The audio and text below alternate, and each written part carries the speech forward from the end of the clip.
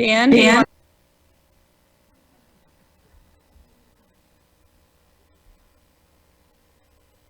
Before I mute my mic. Dan, can you unmute and give us a sound check?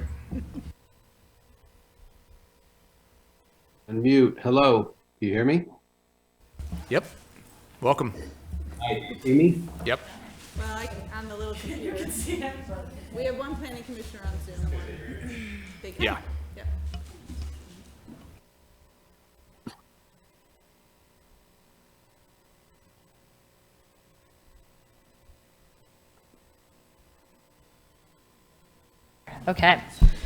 Okay, I'm going to call this study session to order. So good evening, everybody. Thank you for attending the September 26th study session to review and discuss the Gateway Area Plan.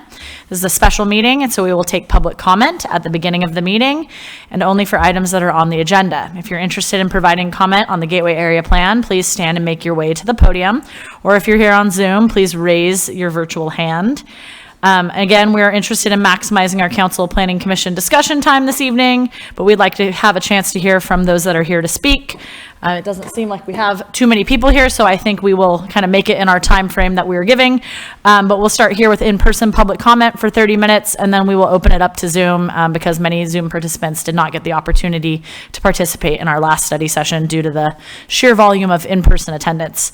And again, just a quick reminder that public speaking is difficult for most people, especially those that are coming out to a meeting maybe for the first time. So to make everyone feel safe and comfortable here, we ask that you please hold your applause and limit your remarks until the end of the public comment period. All right, so if you would like to come up to the podium, I'm going to shift around here so I can actually see everybody and take it away. Or what? Oh, yeah, we need the timer. And yeah, each public commenter will have 2 minutes, and David will get the timer out.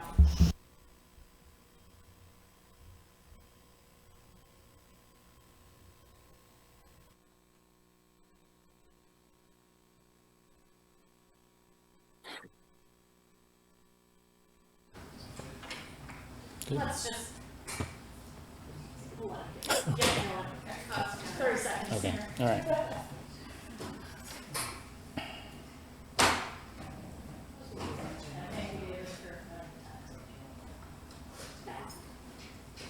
Okay.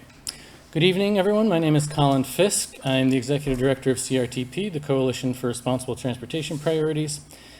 The principle here is pretty simple. Putting people closer to each other makes it easier to get around in climate-friendly ways, like walking, biking, rolling, and riding the bus. So that means higher density housing than we have built in the past and putting it near existing destinations. The Gateway Plan is good on both of those fronts. Actually, research has found that densities achieved right around the gateway limits, around 4 to 7 stories or so, is kind of the ideal development from a climate perspective when you consider transportation as well as construction and building operation emissions. Critically, making car travel optional is also an equity issue. Around 30% of the population can't drive, either because of age, disability, or income that's too low to buy a car or to pay for fuel.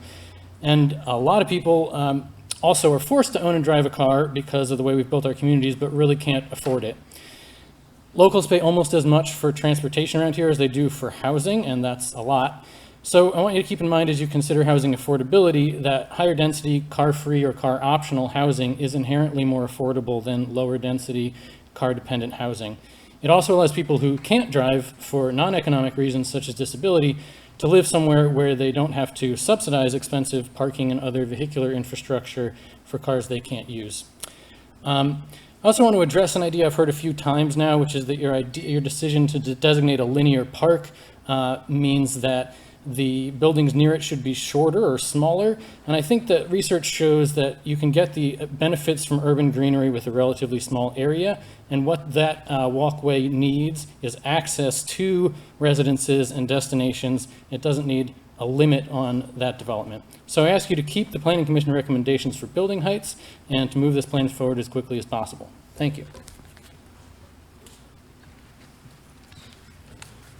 Good evening, members of the Planning Commission and members of the Council, and I want to thank the Planning Commission for their diligent and hard work over the last few years. My name is Elizabeth Connor. I'm a former Arcata Planning Commissioner and former Arcata City Council member and passionate affordable housing advocate.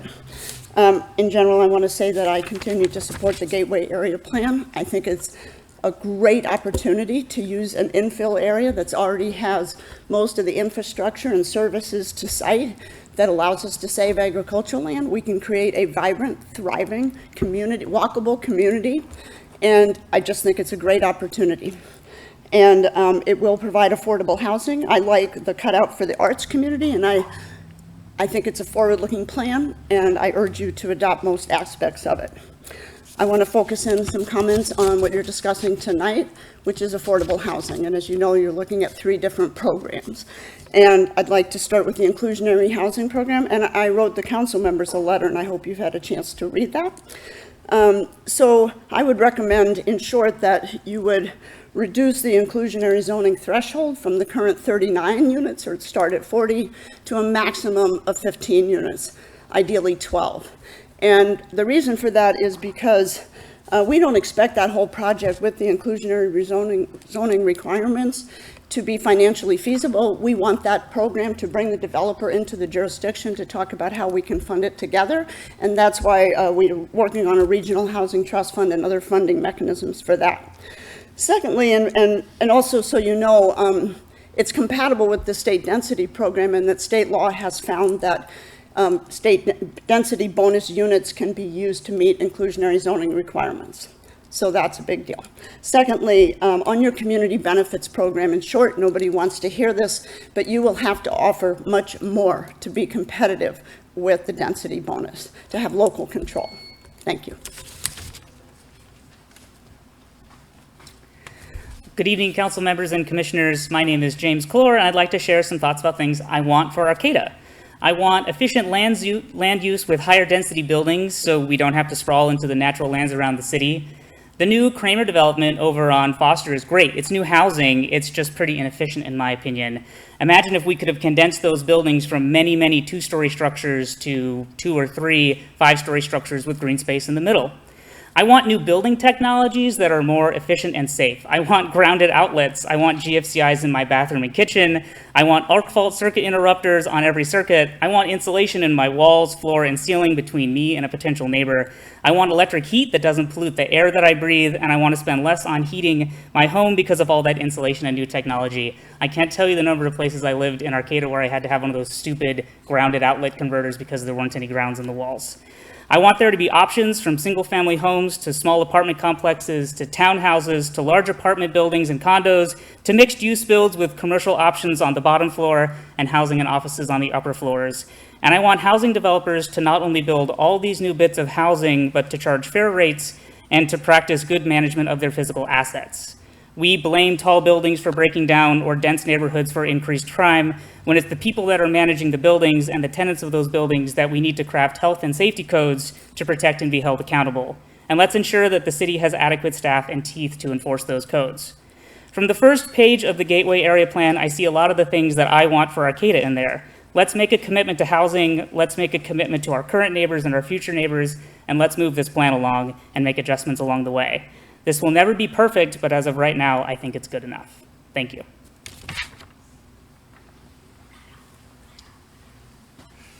Hello, council, hi staff, public. My name is Ben Goulart. I'm the mural man. I do murals around town. I'm also on the Arcata Playhouse board, and we've been talking a lot about trying to incorporate something into the Gateway Plan for the arts. And I think you guys have some beautiful ideas of like 1.5% to add on, which I think was an awesome idea. And I think I'd like to see more of that as well. Art is actually what brought me here to this area. The support for art is amazing. I think it draws in tourism. And I think having that concessions in the Gateway Plan is a great start and something that will be good for future, and it may not happen for 10 or 20 years. I hope maybe we can incorporate something like that into the general plan as well. But commenting on the high densityness of the Gateway project, I wanted to share a little history that for a long time in my hometown, we fought high density housing. And I talked with many experts on infill versus sprawl, and I think some of the other speakers touched on that as well. And it changed my opinion to really believe that infill kind of is the way to go for the environment. You're able to kind of put all the amenities into one spot, all the utilities, and it's just way better for the environment. Then I talked with college students and people of the younger generation who really kind of agreed, and they want taller buildings. They want to be able to look out over the city. They want rooftop restaurants. So I actually do support the high-density housing, which I used to not. But I really think the infill is the way to go. And I think if that encourages more funding to the arts, which it looks like it might, we fully support that as well. I look forward to working with you guys in the future, maybe massaging something to get funding for the arts. So I appreciate all your efforts in letting the community speak. A lot of cities just kind of cram things through, so I definitely appreciate all your guys' efforts as well. So thank you.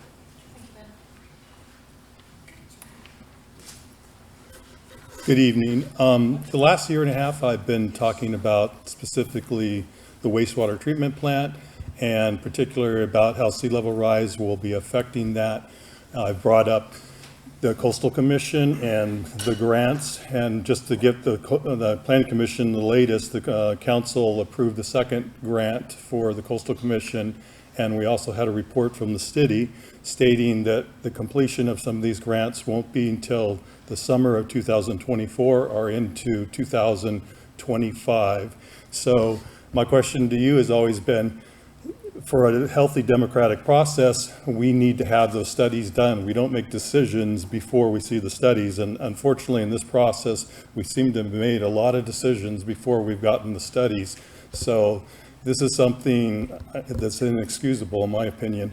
The problem, I mean, I'm all for the folks that want to have, high density, but the problem is you don't want high density in a sea level rise area that's going to be affected in the future, because it's going to be a total waste of money, and it's also going to be affecting people's lives. So if you want 7-story buildings or 6-story buildings, try bedrock as a foundation and not in a sea level rise area. That would be my recommendation to follow forward on this. I'd also address the last December, we had Danco Ali presentation at Cal Poly. We had some pretty strong comments from a major developer stating that it wouldn't pencil out at 5, 6, 7 stories. I haven't seen any get together with any developers since that statement. I mean, I would have been pretty concerned about that if I was sitting in your shoes. Why haven't we had all the developers and asked what is the problem, why they're not building right now at 3, 4 stories? There's nothing that's stopping them from doing that right at this moment. Thank you. Hello to commissioners, staff, and council members. I'm a bit of a skipping record on the topic of citing stepbacks and setbacks. Applications of these principles can offer community benefits for both existing and future Arcatans. By applying these principles interchangeably, new construction can interface with existing neighborhoods and the L Street corridor, which represents a communal gathering space for future high-density neighborhoods. Dedication of open space along the L Street corridor through guaranteed required active frontages and hopefully the benefit of privately owned public spaces can enhance what will be the primary park of the Gateway in the future. It would be helpful to get clarification on setback frontages located on packet page 138. It appears to only address active, non-active from property lines abutting 8th and 9th Street and L Street between 8th and 9th Street. Perhaps a separate table would be helpful on this. Citing stepbacks and setbacks can help to ensure gap policies. GA9F, solar shading, ensure new development minimizes solar shading to surrounding properties. Balkan massing, GA9P, human scale massing, provide for human scale and pedestrian friendly building massing where large buildings are broken into smaller volumes and fit into surrounding neighborhoods. And GA9Q, transition to lower intensity uses and require buildings to incorporate massing strategies to minimize impacts on adjacent single family homes. Please keep these policies in mind as you work through the framework of the Gateway Plan. Thanks. Good evening. My name is Lulu Michelson. Thank you for the opportunity to speak tonight. I'm a renter in Arcata, and professionally, I have also worked extensively on housing policy. I want to express my strong support for the density currently included in the Gateway Area Plan. Density, as we heard, is climate friendly. It encourages equitable transportation and prevents sprawl. I also want to celebrate how density, including the 4 to 7 story buildings currently included in the plan, is critical to the city of Arcata's stated value of inclusion. Right now, Arcata is one of the most desirable communities in Humboldt County. People want to live here. Yet, in our current housing crisis, so many struggle to find safe and affordable homes in Arcata. In my work advising local nonprofit organizations, I have connected with many of these residents. They're teachers, Cal Poly Humboldt students, and service workers who want to live in Arcata, but are instead commuting from McKinleyville, Eureka, even Fortuna, adding traffic and emissions to our area and missing out on supporting local businesses. I heard from a nurse who's commuting 2 hours a day to work in Arcata and struggling with high gas prices. I've heard from older adults who want to downsize from a large home but cannot find an affordable one-bedroom option in Arcata. And then there's my personal experience and that of other young professionals who want to stay in Arcata and raise a family but are unable to afford a home. Let me be direct. Limiting building heights in the Gateway Area Plan is a form of exclusion. It means less homes and less people who get to enjoy the benefits of our community. Restrictive heights, setbacks, and zoning guidelines increase building costs and reduce affordability. Anything less than 4 stories will make it virtually impossible for mission-driven developers to compete for state funding to build affordable housing in our area. The current building heights in the plan, along with streamlined zoning, will allow for a nonprofit, community-focused, and mission-driven developers to invest in building affordable housing in the district.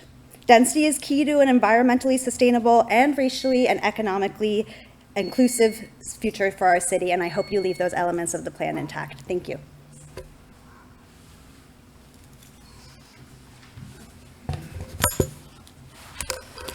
Good evening. What I've been hearing from the community and from both sides of the aisle, both the community, from last night and even before, as I talked to people, the affordability and home ownership opportunities are the 2 main priorities that I hear over and over from people. I feel that we don't have a housing crisis necessarily. I think we have an affordability or affordable housing crisis. And I think as a city, we should really be addressing that a little bit more aggressively. I think with affordability, the inclusionary zoning should be at least at 20%.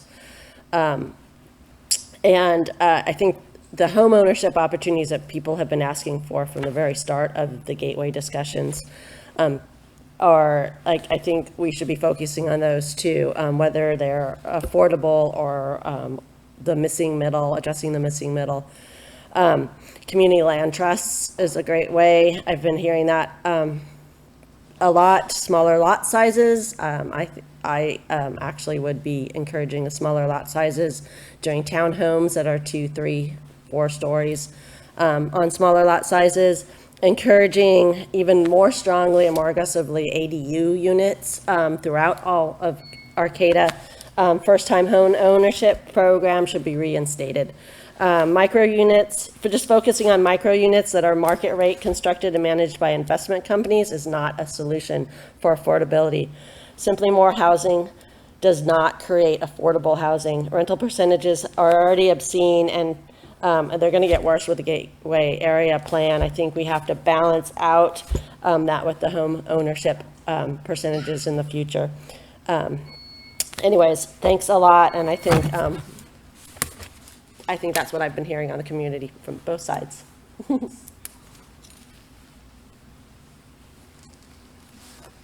Yes, good evening. I'm Fred Wise, Arcata1.com. I wanted to thank staff for the meeting last night. It was excellent.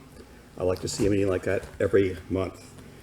We have a community-led meeting once a month. The next one is October 3rd. I've mentioned changes to the housing element may be required. Housing element, policy HE6, provide opportunities for infill development of vacant and redevelopment properties in a way that allows for gradual rather than drastic changes from surrounding development density or type. Design features that have gradual increases in building height. June 27th, Planning Commission meeting, Community Development Director said the intent all along has been to try and create a code that both provides high density, but also a quality of life that we expect to come out of Arcata. Commissioner Lehman, safe housing is a human right. To provide affordable and safe housing for our citizens should be the #1 priority of the GAP. Commissioner Davies spoke to home ownership opportunities. I want to address affordability. There's a notion of building more housing and the rent prices will decrease. This is what has gotten me to this point with Arcata1.com. It's the largest myth, I'll call it an outright lie, that is contained in the Gateway Plan. The reference studies refer to Minneapolis. They have a 5% increase in population over 6 years versus Austin, Texas, which has had a 23%, 48% in 10 years. In Austin, the rent prices went up 31% in 3 years. We are much more like that situation. Minneapolis did not have incoming population, and therefore their rent prices dropped. Thanks very much. I'll address other items when we get to the other aspects of tonight's discussion. Thanks very much for your work.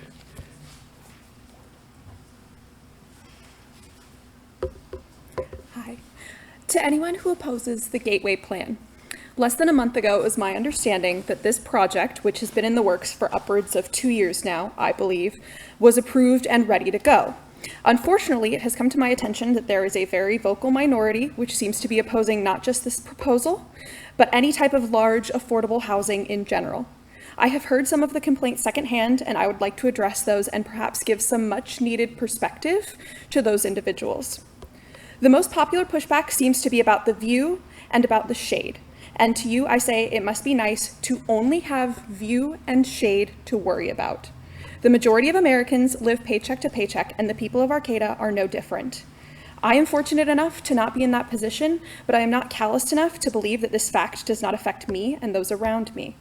Nearly all of my peers can hardly afford to live here, and we have completely abandoned hope of owning a home. We are not students. We are members of the community. Yes, we started as students, as many of us here did, but we are now full members of the community, and we have experienced houselessness, or we know someone who has been homeless. I would be very interested to know when the last time was that these people were actually renters.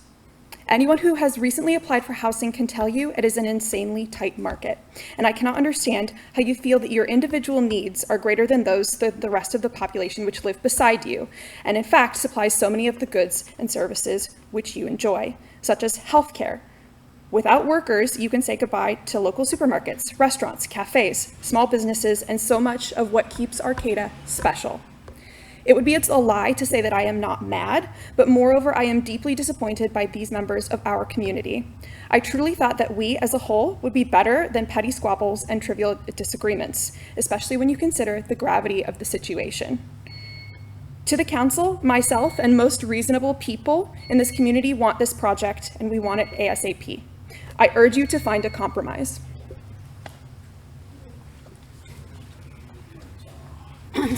Good evening, planning commissioners and city council members who are able to be here. My name's Joanne McGarry, and I always like to talk about three things. But before I do that, I'd like to share that at the last planning commission, I shared with the planning commissioners that I know no one in the city of Arcata who wants sprawl.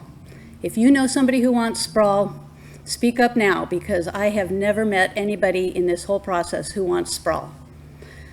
Everybody's in favor and understands infill, and they understand the need for density. But as the previous speaker said, we were talking about strategic and or gradual, not drastic. And so the three things I guess I wanted to talk about, if we're talking about affordable housing, I've been struggling for many years trying to find what I call safe, sane, and affordable. Those are three things that are most important in housing: safe, sane is very important, and affordable. And people can, give up on some of those criteria, but the sane one is really, really important. I'm wearing my favorite color, tie-dye, and it represents for me the fact that we all blend together equally. There's no divisions and there's no barriers. And with diversity, equity, and inclusion being a huge part of this, I just really want that to be, I just want this whole thing to be really under the dome of all these concepts of inclusion and sanity and affordability. And, This is a house, or it's a high-rise. We can go up. We don't want to go into the agriculture, but we could really consider different designs and be strategic about it. And I'll sing my song later.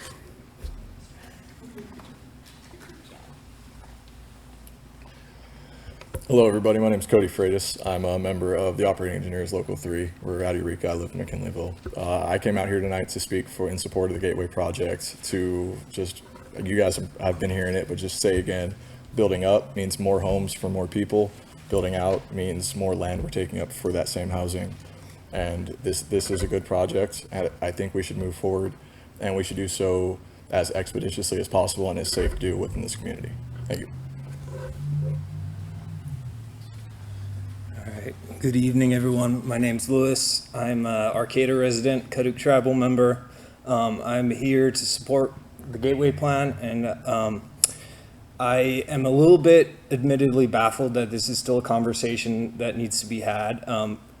The building height restriction stuff, we're in the midst of a housing crisis. That's me. All right. We're also, here you'll hear it twice, we're also in the midst of a climate crisis. See? He said it. Yeah. And thank you. So wow. Soldier on, Louis. I'll soldier on. I'll just say, I think we would be missing a great opportunity, and we would be going against the character of a city. We would be down the values of Arcata if we didn't move this thing forward and move it forward fast. Yeah, that's it. Thank you. Okay, so we have time to take 2 more in-person speakers. So if you are planning on speaking, get up there now. Thank you. Go ahead, Sherry. Good evening. People don't realize that under state density bonus law, if the city zones for 7 stories max, a developer can start at 7 stories and go up from there. The 7 stories that some city council members want will become 10 to 11 stories of luxury apartment rentals, with only a few affordable units provided. Also, under state density bonus law, developers can completely ignore the community benefits program that the Planning Commission has been working on for months and months. Developers will be able to waive any number of requirements and amenities the city wants. Inclusionary zoning requirements in the draft GAP are currently 5 to 9% affordability. A density bonus project may provide as few as 9 to 20% affordable units. If you take a market rate building of 43 units, that's the size of the Sorrel Place, there would be only 2 to 3 affordable units under our current inclusionary zoning. Under a density bonus project, that would mean only 5 to 8 units would be affordable. Just know that these buildings will be barely affordable, and no amount of supply will be enough to reduce rent. Developers will not put money into projects in a market with downward trending rent. If we get enough supply, rents start to come down, we're going to see a cessation of building. There's going to be an equilibrium there. Really what drives development in Arcata is just like anywhere else in the world, and that is the greater economy. Do you guys have something to add? Considering that, why not plan with human scale design standards? The Community Development Director has stated that although the draft GAP zones for 3,500 units, it is likely that only 500 units will be built over the next 20 years. This is not enough supply, again, to bring down rents. Why not do a good plan now and not just give away the farm? Thank you.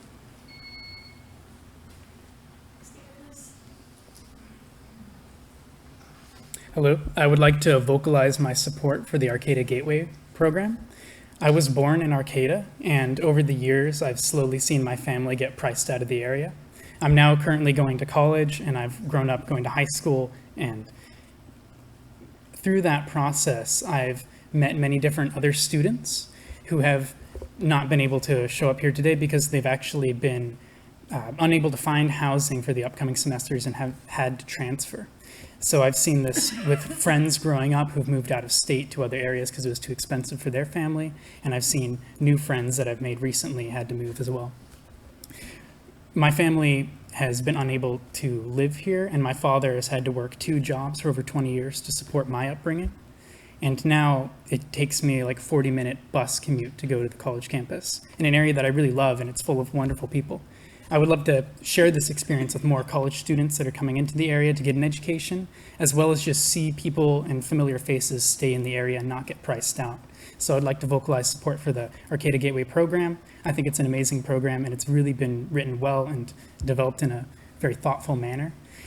As well as, I think we should prioritize, like the building height is a good thing because the more housing we can get, and also deprioritize parking in favor of more units. Thank you, that's all. All right, we have time to take one more person in person, but I don't see anybody in line. So if you want to be that last person, or we're going to move to Zoom. Okay, let's check in with our friends on Zoom. All right, our first speaker is Genevieve. Go ahead, Genevieve. Hi, my name is Genevieve, and I'm just chiming in this evening to voice my support for the Gateway Area Program and its suggested density. The city of Arcata has a lot of lofty goals, reducing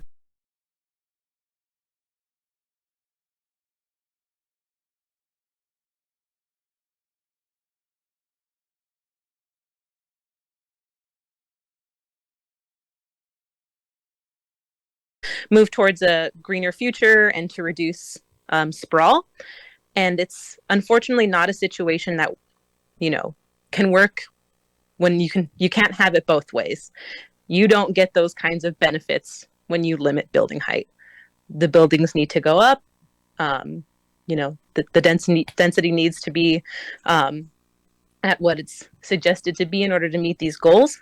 I understand that there's a lot of fear seeing the city as we recognize it change, but the city's always been in a state of change. You know, I've recently, you know, written a letter about my opinion, and it's always been in a state of change. So the idea that it could change again shouldn't scare anybody. And to maybe give a little perspective on 80 feet in the city of Arcata, at the time that it was built, the Creamery building had a dome on it. The dome is now missing, but with the dome included, that building was 80 feet tall. So if you look at the Creamery building and don't worry about shade, and you look at the Creamery building and you don't worry about blocking views, if you think that it's a beautiful building, hopefully maybe gaining a little bit of perspective might, you know, speak to some of the fears that we have. The city of Arcata will remain beautiful and remain special even with taller buildings. Thank you.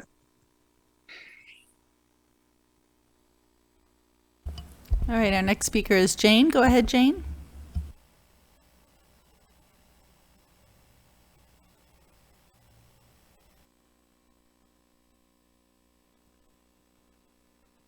Go ahead, Jane.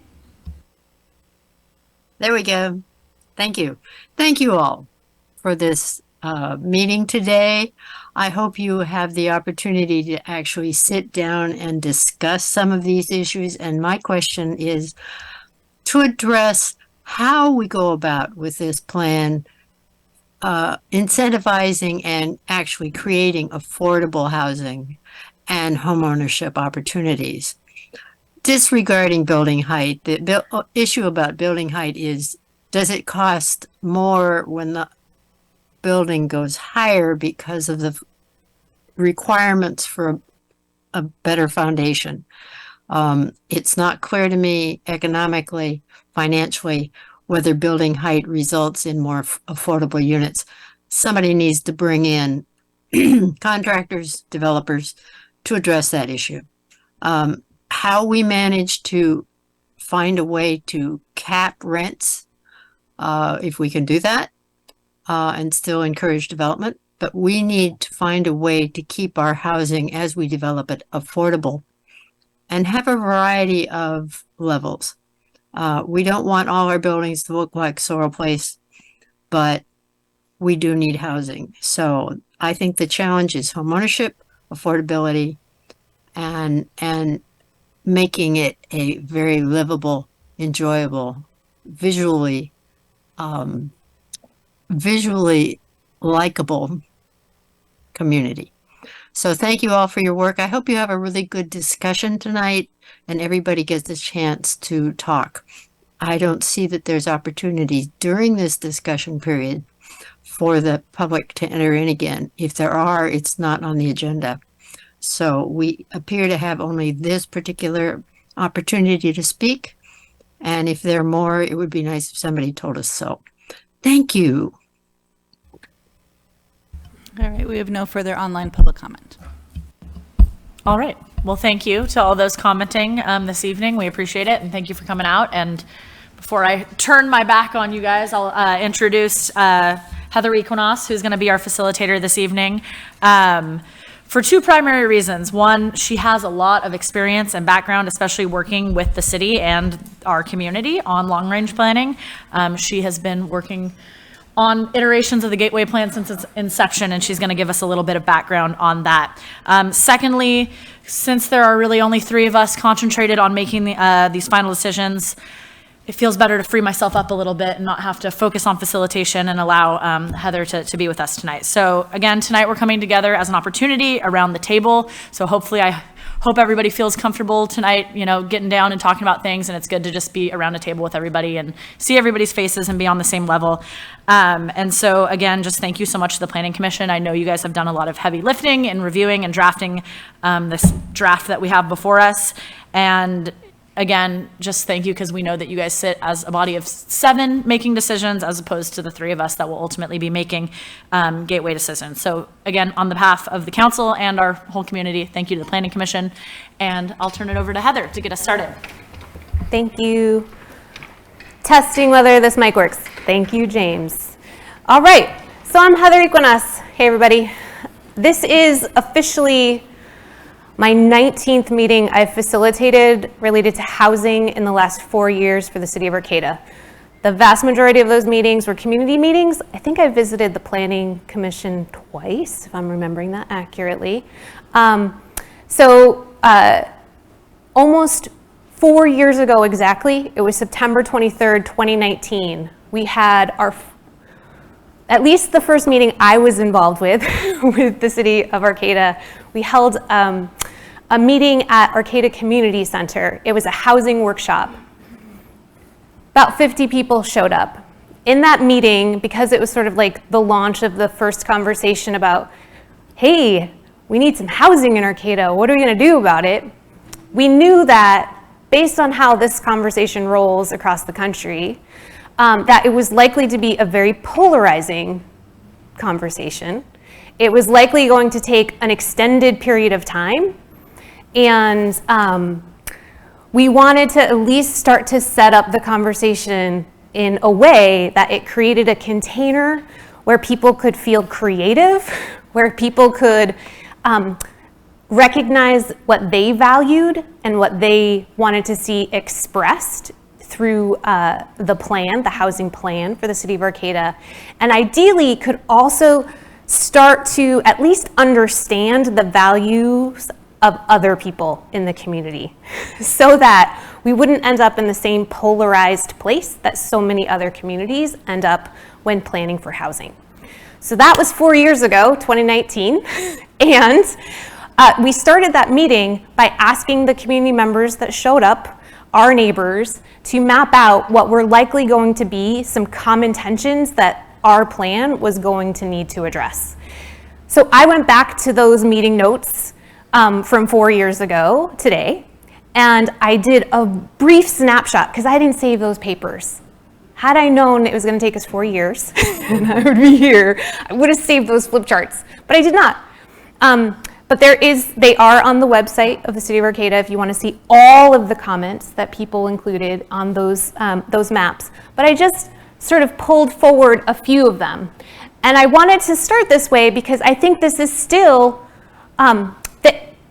the intention of surfacing the polarities that were likely going to exist, the tensions we are going to have to plan for, was so that we could leverage them well, creatively. So ideally, we could get the best of both of these interdependent values and stay out of the downsides as much as possible from those values. So I'm not going to walk through all of them, but I wanted to at least set this up and set the stage because we're kind of coming back around, right? And hopefully lifting our gaze and not getting super dug into the trenches of any one of these values. So we asked people, hey, there's good stuff that comes for developing a plan that's really planning for the people that live here now. And at the same time, there's value in planning for the people yet to come. We've got kids growing up here who want to live, have a house. We've already heard from some people today in that situation. Future generations yet to be born, people who want to come here to go to school, work, etc. So can we develop a plan that can get the best of both of those things? Can we develop a plan, this was another polarity, around building in our current footprint and expanding our footprint? We've heard, I know, as I've said, I've been in 19 meetings now, mostly with community members. We hear a clear preference around building in our current footprint, and there's also some acknowledgement that that comes with some downsides. So might we also be able to get some upsides that come from expansion? Stability, little or no growth, and change and growth. These are not either or choices. And sometimes we act as though these are binary choices that we need to make. Yet, there's ways in which we could leverage the best of both of these. But we wanted to at least acknowledge that, that there are downsides related to both. Okay, and then the last one we asked people to think about is focusing on affordable housing and focusing on market rate housing. So it's likely that all of us hold a preference for one of these values more than the other. One of them is probably preferential, one is subordinated.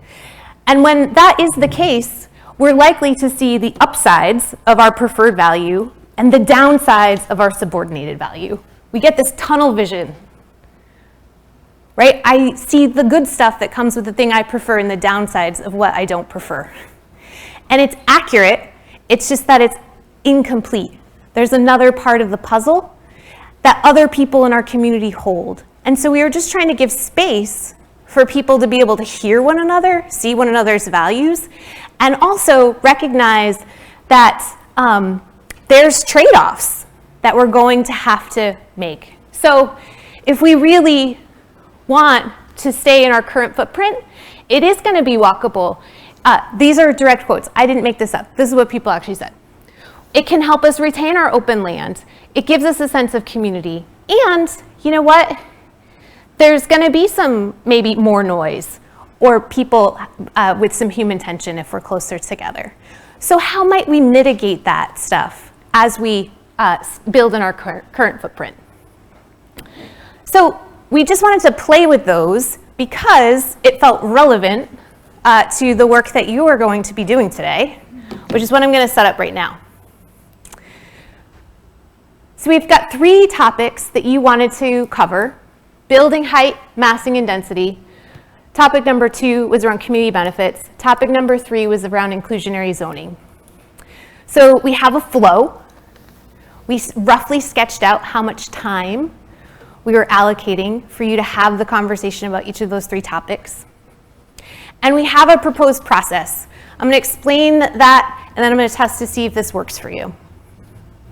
So the process that we're proposing is we start with the first topic: building height, massing, and density. Planning commissioners, you all have been working on that. You've made a recommendation. We wanted to open up the space for you to just popcorn out. Share anything you'd like to, ideally kind of briefly, but share your rationale. Why did you recommend what you recommended? Okay? And then we'll turn it over to council. Council members, what are the core questions that you have for the planning commissioners? The core questions about the recommendation to help you understand the recommendation more deeply, understand the analysis, understand the perspective. Okay, so questions, they might be clarification, etc. I'm going to chart your questions just so we can track them all and be clear about what the questions are. I don't know how many you'll generate. Maybe you're going to generate a ton. We might have to prioritize. So that we'll see how that goes. But then we'll give the planning commissioners the chance to respond, right? We'll generate your questions, hear some responses so you can, again, understand. This is a study session. So I'm operating under the assumption that you want to understand one another and each other's thinking. So the planning commissioners will get a chance to respond. We'll just see who has responses to the questions that were generated. Then there's this gradients of agreement. I'll move it up when we get to it. But it is something, is my understanding, that the planning commission you've been using. That's how you arrived at your recommendations. So I'll move it up, and then I'm just going to ask the council members where you're falling on this gradients of agreements related to the current recommendation that's before you. And then wherever you land, I'm just going to ask you, cool, tell us why. What's your rationale? Like, what's making you land there? And then we'll move on. So we got, as I said, we got 3 topics to cover. I am going to test to see. We are humans. We often need breaks. And so after covering the first topic, I'll see if y'all need a 5-minute break, and then we'll dive into the next one. That was our proposal for today. Where are you? Are you good? Sounds great. You're here? You're already on the grades degree. Okay. Is anyone here? Like, I'm not doing that. Thank you very much. Okay, cool. So, building height, massing, and density. Planning Commission, you spent some time with it. Very briefly, anything you want to share with council members to help them understand why you landed where you landed? Any rationale you want to offer up? And I don't, oh, go ahead, Dan. Sorry, no. Okay. Oh, that was a no. Thank you, Dan. You're good with the process, but knowing that. It will take an extra second, but do please try to mic yourself because we are trying to capture this. There should be enough to share as we move around. And then shut your mic off when you're done. Thank you for those logistics. I got to speak a lot at the last joint session, so I'd really love to hear from the other planning commissioners. Cool. Peter. I'll go first. Many people have said this, but I'm going to say it. Arcata, our city is going to experience considerable growth in the next few decades. Cal Poly is expanding, remote work is becoming general, and we're going to have climate refugees move here because we live in a great place. So I think there are 2 important parts of the Gateway plan that has led me to the position I have. One is, I think the most important is housing. And as Fred said, I think safe housing is a human right. And we need to provide affordable and safe housing. And then open space. The citizens of this city have said over and over again, they want open space, they want walkways, they want bikeways, they want natural areas. There's only one way to do both of those things, and that is to build up. So I strongly urge the City Council to adopt our recommendation for 4, 5, 6, and 7-story buildings. Thanks. Thank you, Peter. Right. Who else from the Planning Commission wants to share rationale and thinking? So I just was happy to read the comments that the City Council made, but after reading them, I was kind of confused because some of the comments talk about the maximum building height being 4 stories and then also potentially requiring Planning Commission action for anything over 5 stories, which would mean that this isn't a form-based code. So I'm hoping we can clear some of that up tonight. Okay. Yeah. What's your rationale you want to share? I've heard from some large employers here that they can't provide staffing because the workers have no place to live. We've heard the word that we're in a housing crisis, and based on the information that I've learned, I 100% agree with that. So the primary thing we need to do in the Gateway area is to create housing units. Given the fact with global warming and the environment, the best way to protect the environment and create housing is to go vertically. We've had a number of the members of the public speak to that, so I'm not going to repeat that. It just makes sense. So my rationale for supporting the Planning Commission recommendations was that we need to create as much housing as quickly as we can. Thank you for sharing that. And Judith, yes. The Planning Commission went through a fairly long process to very slightly reduce recommendations for maximum building heights from what the original draft indicated.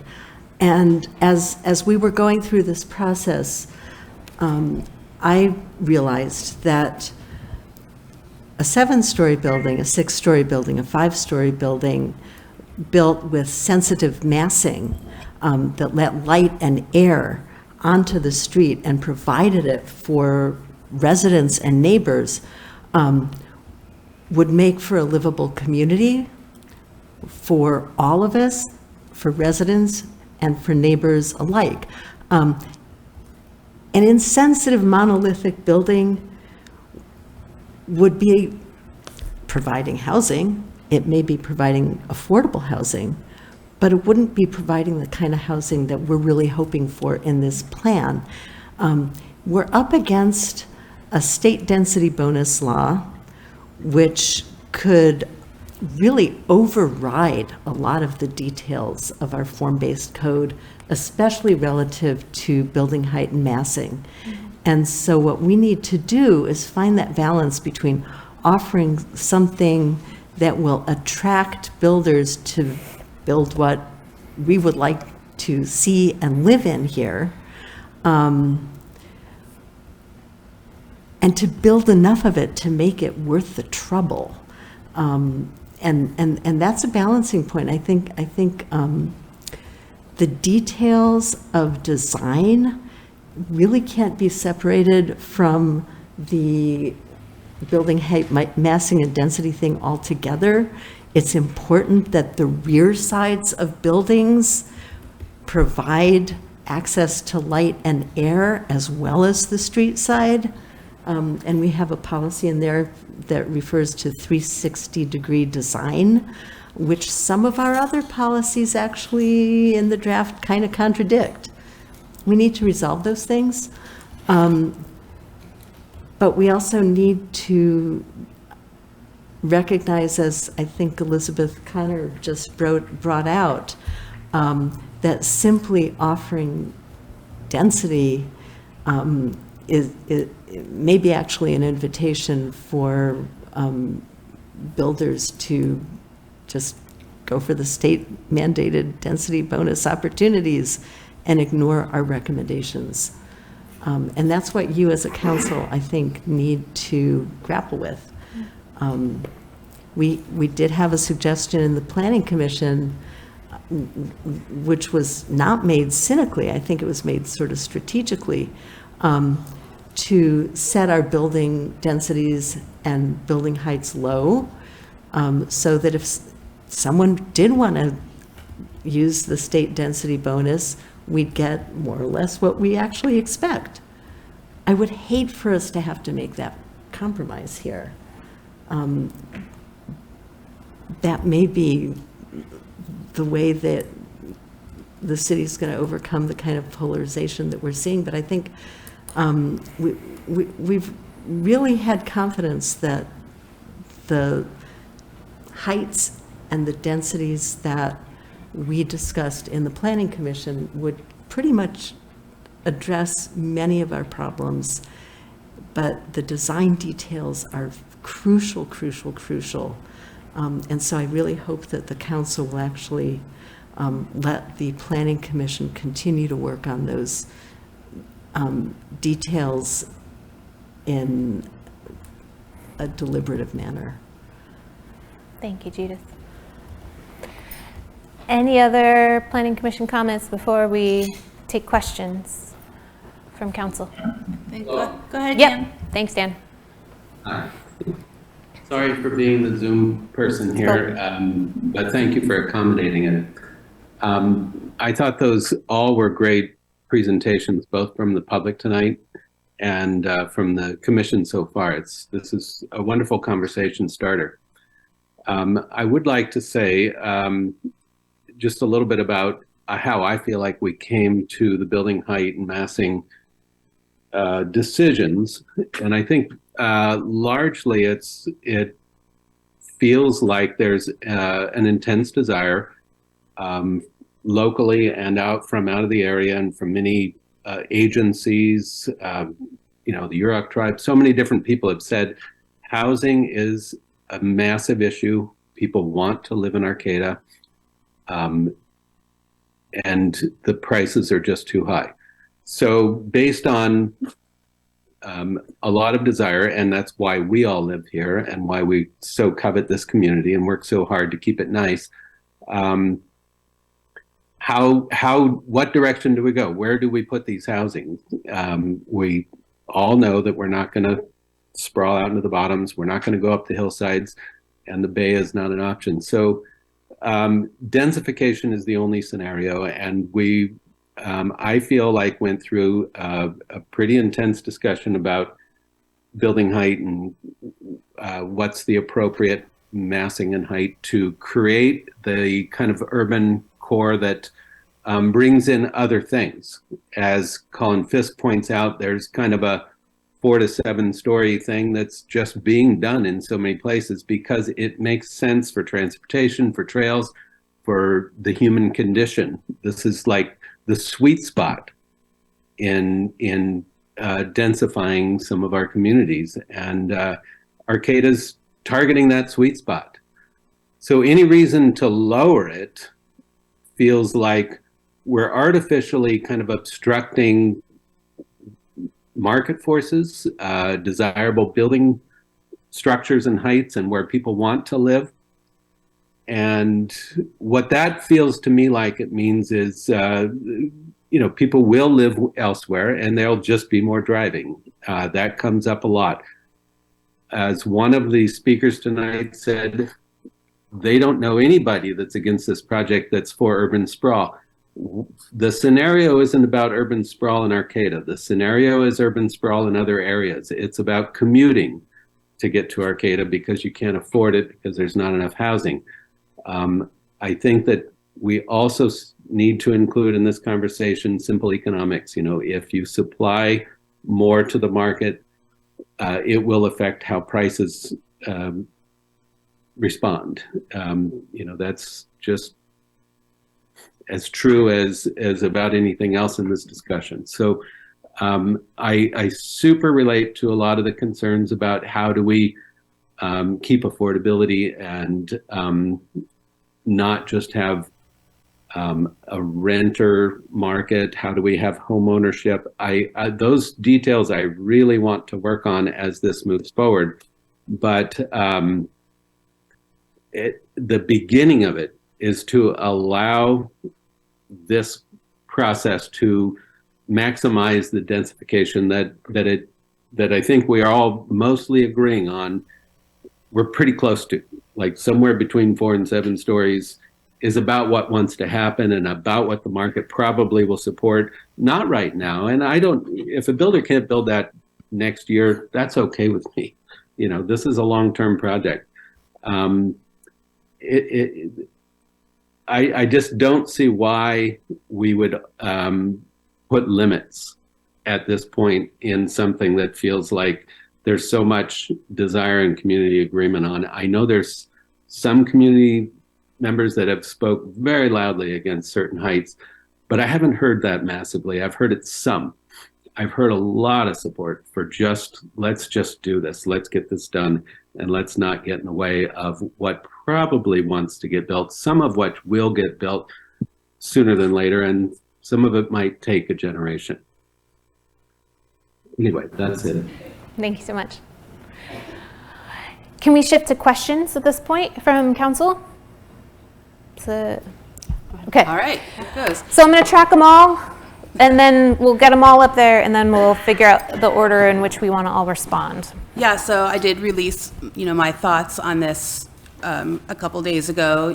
I have, for the past 2 years, watched every planning commission meeting. I know how you folks got to your decisions, and I really thank you for it. I understand the thought process that you went to. I have spent hours discussing with staff. I feel like every book I have read in the last 2 years has been in some way devoted to urban planning. I mean, and I hear the community. I am satisfied with your recommendations. The questions that I have, so to address your question, Abby, when I put in that, review at 5, I guess that was my attempt of a gradient of agreement, that if that is, something that we're sticking on, then I'm willing to it, but really, I'm okay. I am understanding, though, the 7-story building height, that is in the Barrel District. That is my understanding, that there is going to be a separate Barrel District plan, which is what I read, that so, whatever zoning we do, that'll be a whole different plan that will be discussed. So yeah, I'm looking forward to building some houses for people that need to live in it. I will say that, I have children, I have young children that are going to go to college and hopefully want to come back here. And I really would like them to have a place to live. I mean, from the Planning Commission and from the public, I've heard a lot of speculation, the economics, it'll even out, market rates and rents, or it'll be really still too expensive. So I don't know. We don't have a lens into the future. I don't think we can see what the rents are going to be. We just need to, you can't get a doctor here. You can't really go to I don't have any dentist here that takes the benefits that I have. So, I mean, we need to house some people. I just want to clarify if there were questions in there. No, I don't think there were any questions. Okay. That was one big comment. I'm sorry. But no, it's cool. There might have been questions underneath it. So and again, you don't have to answer it yet. We'll get to the responses. But Barrel District, whole different plan. Also, maybe, I don't know, maybe there was a question in there about did the Planning Commission have a take on what this might mean for rent? Is that a question you want? I mean, I just don't think that. I just don't think that we can predict what the market is going to be like. Okay, so not a question for the Planning Commission. Not a question. One question, I guess, if we're going to talk about massing. Okay. What is how long are our average blocks? Oh, okay. Cool. What's the length of an average block? 250 feet. All right. And we have an answer. Okay. Did you have questions? Either one? Either one. Go ahead. Okay. Yes, and thank you, folks. And sorry, I didn't provide comments on this meeting. I was away at a wedding in Denver, which I will make a brief comment of. Man, this whole planning process has completely changed the way that I travel. I was showing Meredith pictures of all these different buildings that I saw and different ways that they design their roads and sidewalks. So, oh my gosh, this has changed the way that it's almost not enjoyable. Actually, sometimes I'm like, ooh, that building, ooh, oh, that's what 7 stories looks like. So, forgive me for not sending anything in, but not much of a change from the previous comments I sent in. But question-wise, I just wanted to kind of hear from the Planning Commission just of their angle on, we hear a lot of questions about building in the Barrel District because it's in the coastal zone, questions about liquefaction, and so just kind of hearing from the Planning Commission about how this was taken into account with their recommendation. Mm-hmm.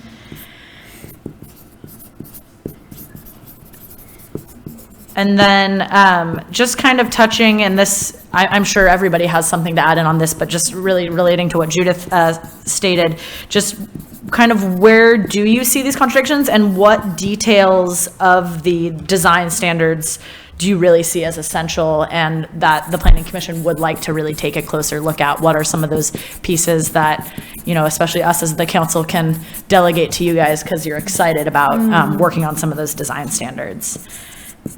Cool.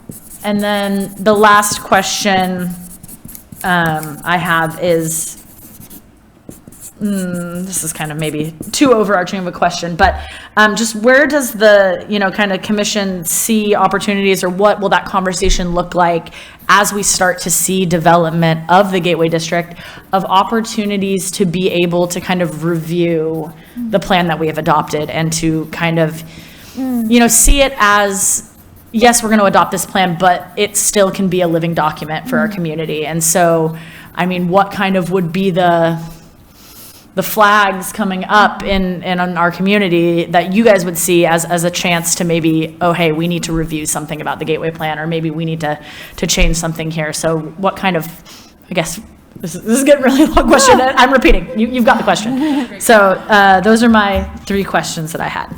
Nice. All right.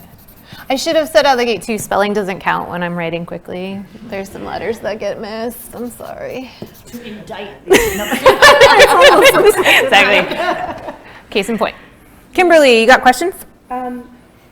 Maybe some questions and maybe just some comments. I feel like this idea of polarization and things not being necessarily, they're not binary or mutually exclusive, that we do tend to get tunnel vision.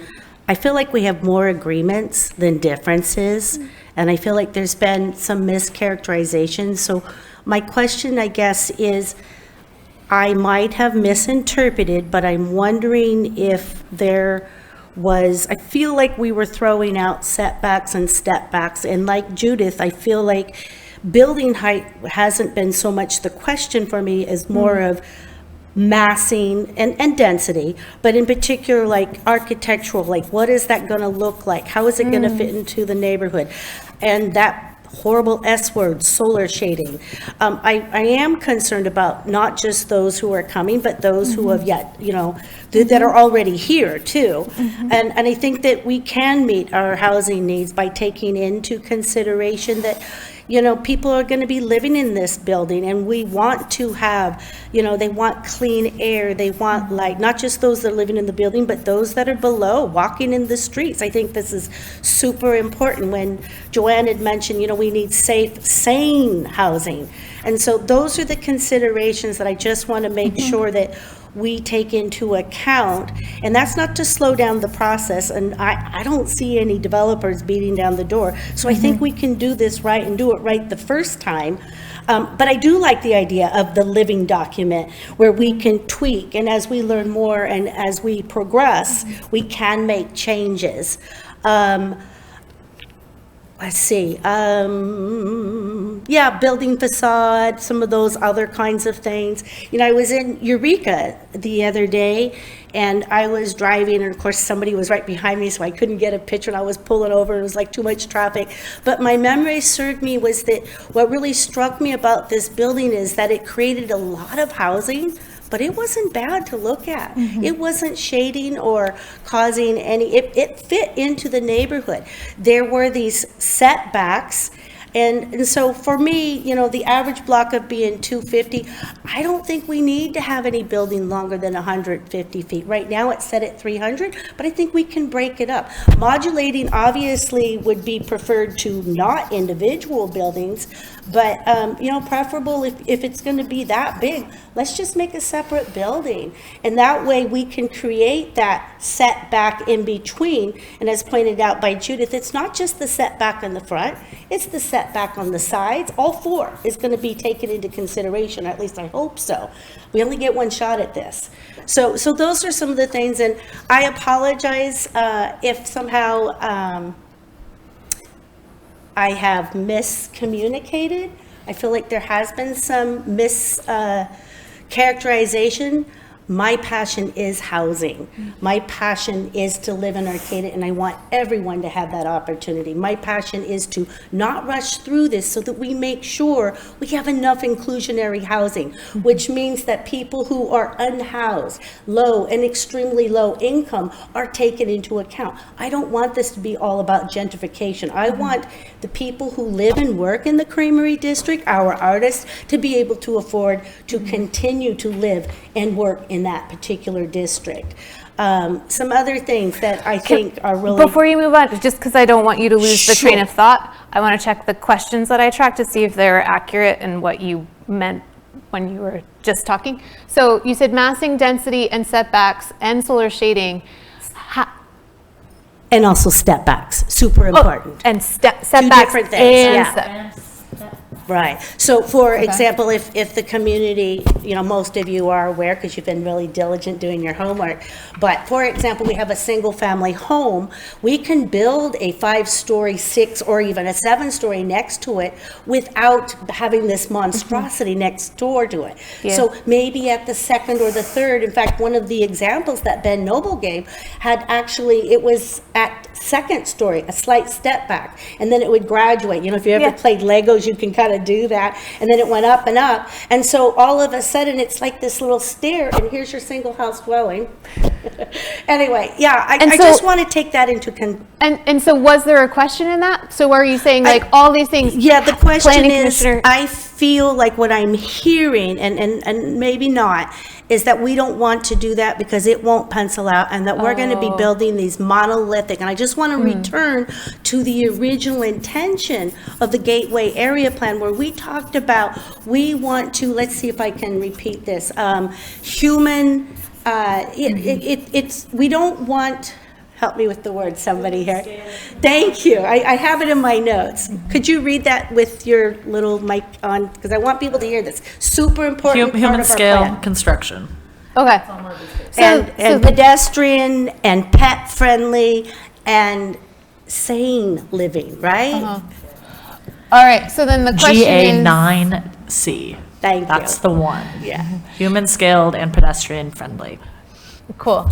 So then the question is hey, are we planning commissioners, are we not doing that? Was that not part of your agenda? So that was one question. And then you also posed the question, I think it was, how planning commissioners, were you thinking about facades? Yeah, Did I get that right? and modulating with different kinds of building materials so that we don't just have this entire block of this great big monolith, not changing building. Not to say that Sorrel Place doesn't provide housing, it does, and I think it's great, but I think that we can kind of do some variations and we can still meet our housing needs. It might take out some housing, but maybe if we do that modulation, we can go up taller that way, and they can make up for that loss of housing when they have step back a particular. Cool. So did I get those two questions right? Yes. Okay. There's probably some other things in there, and I didn't mean to go off. Were there other questions you're about to go to? Because I want to make sure the commissioners have a chance to respond.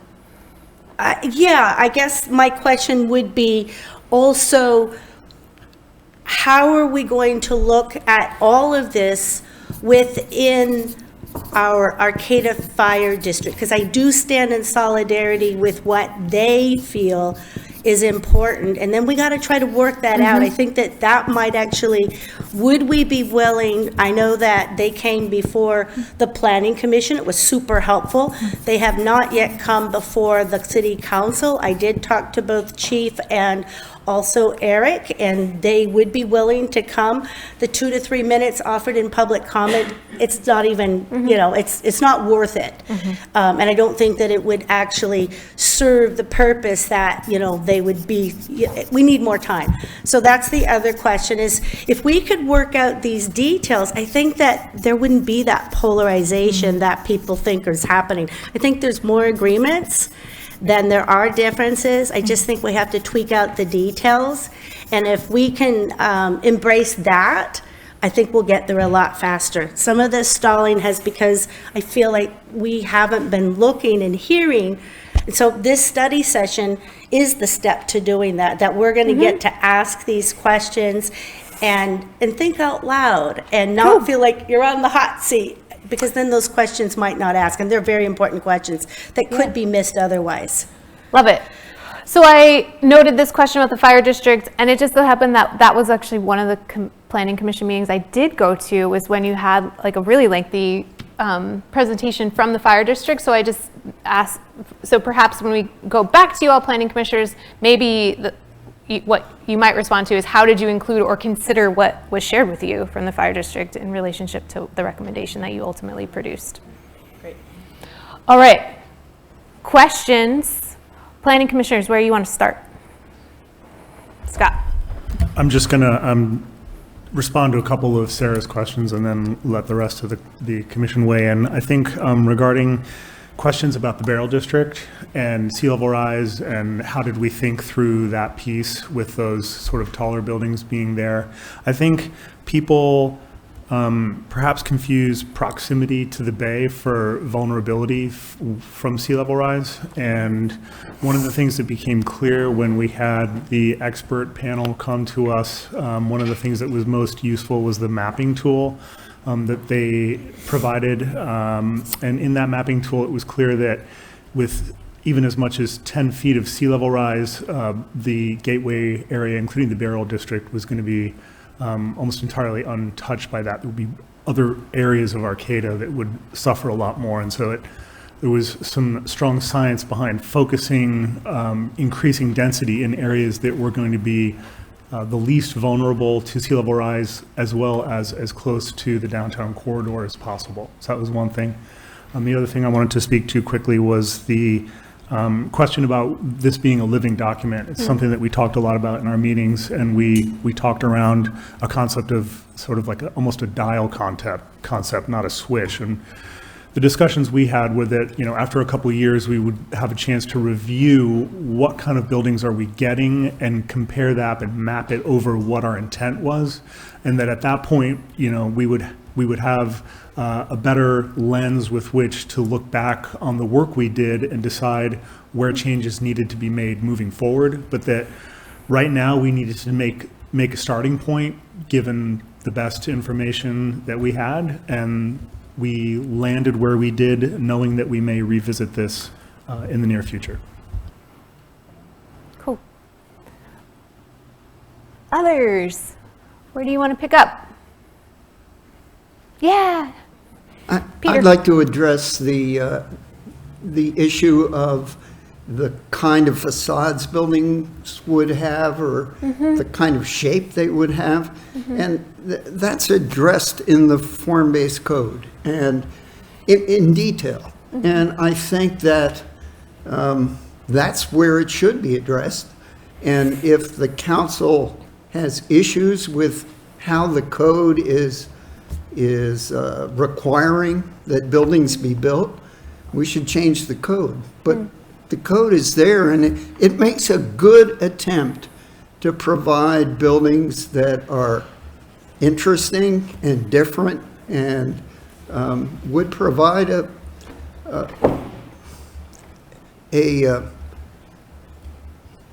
attractive city for us. Thanks, Peter. Yeah, Judith. Yeah, I guess I'll address the same topic, especially since I put it in here in the first place. First, if you look at the code language in the draft that I think was part of our packet today, there's a huge amount of detail, and it does provide a very clear sense of the differences between the different areas within the gateway. We argued through in the Planning Commission some of those details. I'm not sure we're done with those arguments, although we did have a July 11th date that was imposed on us to kind of pretend like we were.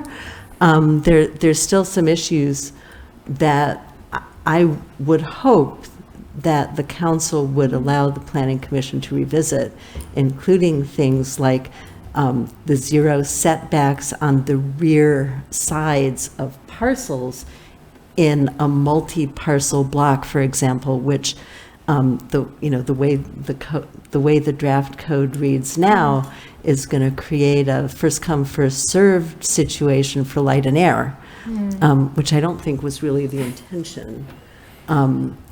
And a number of other things like the maximum length of buildings, which is now set at a length that's longer than any of our existing blocks. One thing I guess I would like to just raise is that a great deal of that 138 acres is actually land that's big blank spots on most people's maps, their psychological maps in Arcata. This is land that is not used for housing at the moment. It's land that's wide open to creative ideas. And frankly, from the perspective of developers coming in from outside Arcata, it's going to be really cheap land. Okay, I mean, by Arcata's terms, the owners of that underutilized industrial land are going to make a killing because they've been sitting on it for so long, couldn't develop it because it was zoned industrial. We're going to give those landowners the opportunity to make some money. And I think that gives us some latitude in calling for the types of development with the design features that we really want to see in ways that we probably couldn't do if we were in a part of the US or California where land costs are much higher, and therefore where developers would feel the squeeze a little bit more. On the other hand, we also want lower housing prices than in those areas. And I think that when we're looking at, in effect, opening up low-cost land for development, we also need to take action to ensure that what we get is going to be affordable, which is another set of items in there. But I'm really hoping that the council will give the Planning Commission some opportunity to continue to address the details of that form-based code. Thank you, Judith. Joel, I see you got something to share. Yeah, I'd just like to respond a little bit. I think everybody's in favor of, wonderful design. We are not architects, and I think the downside to being overly specific when you're talking about facades and materials and things of that nature, are that if you are too specific, I think you might derogate the work of an inventive architect. And I think part of the things I recollect that we discussed is that over specificity could in the end be harmful, because you will lock in invention perhaps, or creativity of a design professional, and none of us on the Planning Commission are design professionals. Thank you, Joel. Anybody else want to pick up on, I think you're talking about both of these questions at this point, how you were thinking about facade, or what other details of the design standard would you want to have a closer look at as the Planning Commission?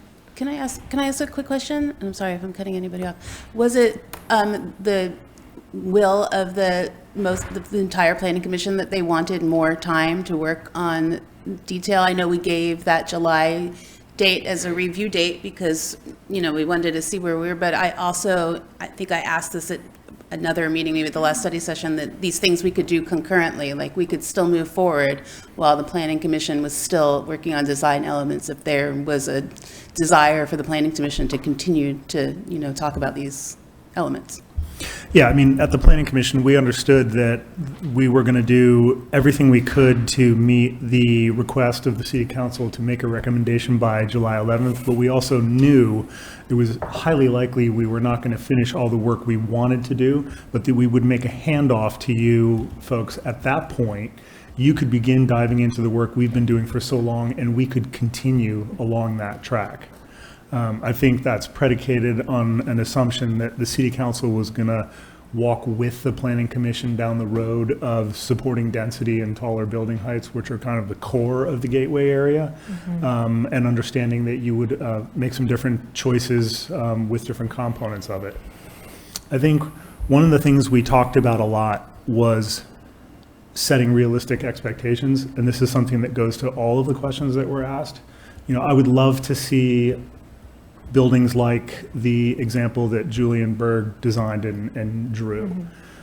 with bus passes and solar and as much park space as possible. Everyone would love that. But at that end of the scale, if that's the direction that we end up prioritizing, there's an understanding that we're not going to get affordable housing if we do that. And so there needs to be some sort of a mix there between the design features and the aesthetic components we want, the benefits we want, and affordability. I saw Peter was leaning in there too. I was. With the understanding that the Gateway Plan will be a living document that we could change down the road, I think it's imperative that we get it approved soon.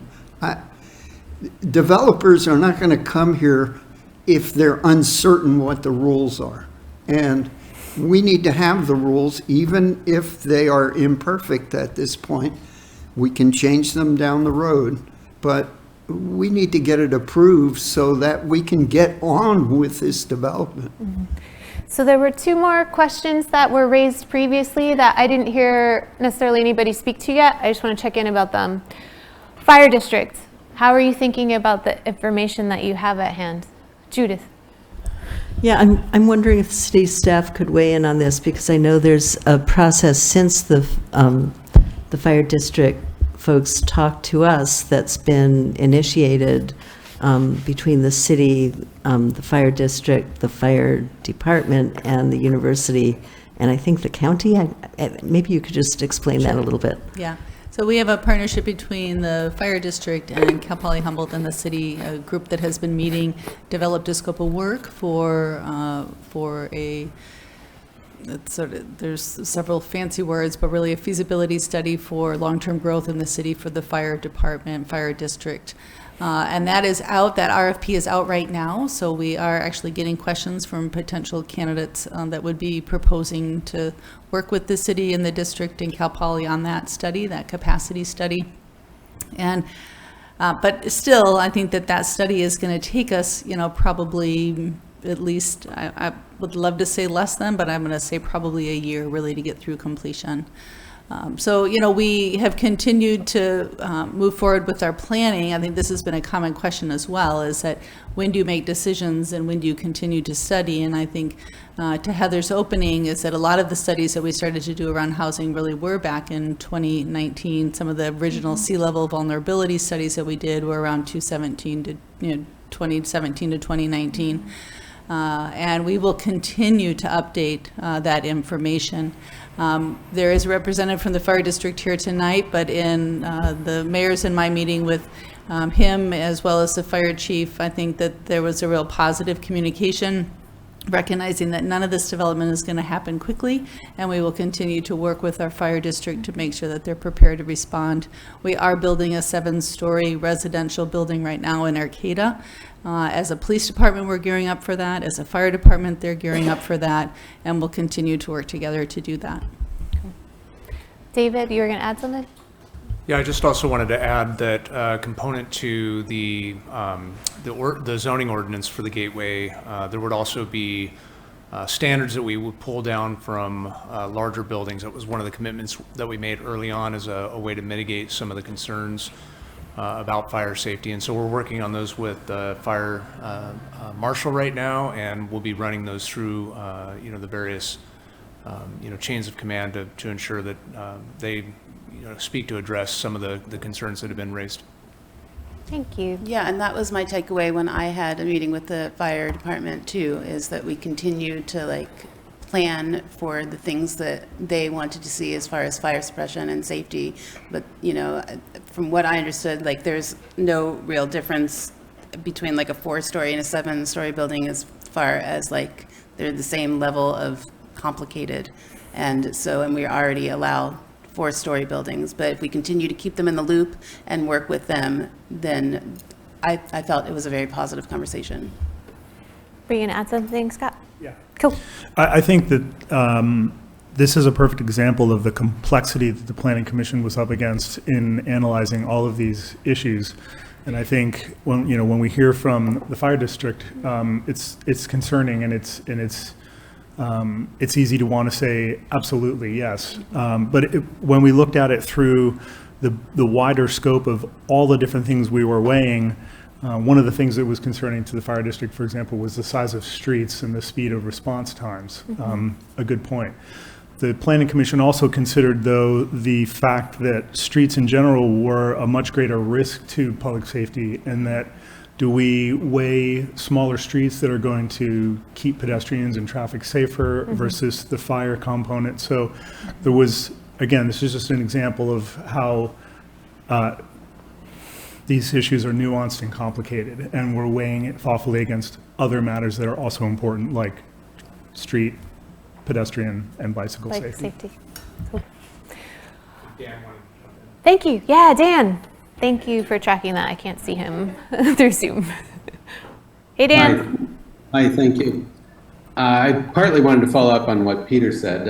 I feel like there's so much information moving forward in this project that what we want to do is get it done so that we can see how the development community responds to it. And it is a living document. As projects come forward, we'll learn right away. We'll learn really quickly how we need to tweak this thing.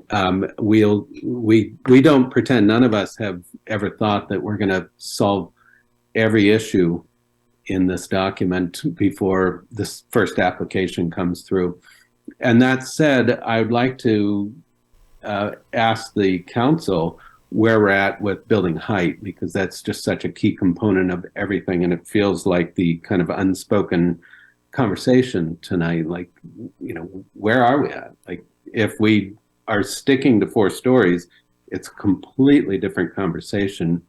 And the Gateway area plan kind of loses its momentum. There's so much in it that's larger than 4 stories. Without going above 4 stories, we hardly have a conversation, or we have a completely different conversation. So I would like to push back a little bit at some point towards the council to address that. Cover the final question that I think has not been answered, but then I was going to do the gradients of agreement polling, because I think that'll get us to hearing from council where you're at. Could I make a comment to that?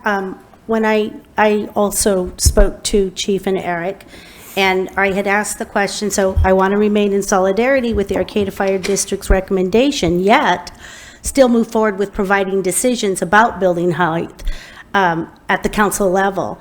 And so I had asked for, you know, some suggestions and what that might look like, and I hope I got this right, and certainly correct me if I'm wrong. But I said, you know, what I got from them was, in the presentation to the Planning Commission on January 10th of 2023, the district recommended limiting building height to less than 4 stories until funding was established for required additional staffing, equipment, and training. This does not mean that the council should not debate and establish anticipated maximum building heights for the Gateway Area Plan. It does recommend that the plan and adopting ordinances set these maximums as provisional, conditioning final implementation on establishing the appropriate fire district staffing, equipment, and training required, and funding this staffing, equipment, and training. So, you know, I know that the city, the district, and Cal Poly Humboldt are cooperating with the standard of coverage. I kind of wish we would have done that a little bit before, and that's my input, not the fire district. And so they talk about this as analysis of fire suppression and emergency service requirements with the increased population and building risk profile anticipated. And this should provide a basis for the city council and the fire district board to come to a mutual consensus on increasing district capacity. Fiscal analysis will then be required to estimate the gap in funding that is required to meet the likely expenses. And finally, the city and the district and university, will need to secure funding. Once all of this is accomplished, the higher maximum zoning can be adopted. So what I'm understanding is that, you know, as opposed to what Fred had suggested was, you know, a certificate of occupancy, it sounds like nobody's going to want to build a developer but not be able to occupy it. But it would be that we could zone it, but, you know, we might not be able to go to the taller building heights until we have the capacity to fully protect affect, you know, our buildings that we're doing. So that was what the feedback was. If I'm wrong, I apologize. I think that it would behoove us to have a further conversation on the council level and give them some time so that they can do, because a lot of things have changed since that presentation when I was on the planning commission that they did. So that's my recommendation. So that's part of your, yeah. Thank you, Kimberly. And just to be clear, you were reading an email, right, that was from the fire district just then? No, it was from we did an interview, and so I was reading some of the things that we had talked back and forth, and those were the responses to that. Thanks for the clarification. Okay, I think this question is still on the table, and then I want to, as we had agreed, I was going to poll the, did I say that? I was going to poll the council, sorry I wrote that, on where you are currently landing on the draft recommendation that's before you. Okay, so this one here, which was, hey, human scaled, pedestrian friendly, step back, setbacks. Are we not doing this? Was, I think, the essence of that question. No, yes, Matt, we haven't heard from you. Thank you for contributing. I think we actually thought about this for about 2 years. We talked about it. Well, I wasn't even on the planning commission yet. You all talked about it for about a year, and then I joined the planning commission, and we've talked about it for almost another year. And we've heard from the community over and over again about their concerns. We only got this afternoon, so I didn't get to read through everything. But at yesterday's event, folks had a chance to write down their thoughts about housing and their concerns. And we heard the concerns that we've heard a lot of times about solar shading and about density. But then we also heard concerns from people who were desperately looking for housing and who couldn't find anywhere to live. And so when we're weighing those concerns, you have to weigh them against the people who are looking for housing, looking for an affordable place to live. And that's where the planning commission, to my understanding, came to the recommendation we did, was we did a weighing of those two things, and we decided to increase the allowable height in some portions of the Gateway District, not as much as we could have, because it would allow more homes for more people in our community. Thank you. Before I go to polling, any other planning commissioners want to pick up that response to that question? Okay. All right, so as promised, we wanted to just poll council members. You have a recommendation before you related to building height, massing, and density. So what I'll do is just check where you are on this gradient of agreement with the current recommendation. One is I agree completely with no concerns. 2 is I am supportive with minor concerns. 3, I'm neutral or I have no opinion. 4, I have strong objections, but I'd stand aside. 5 is I cannot support this. So to be clear, this isn't a decision-making meeting. This is like info gathering.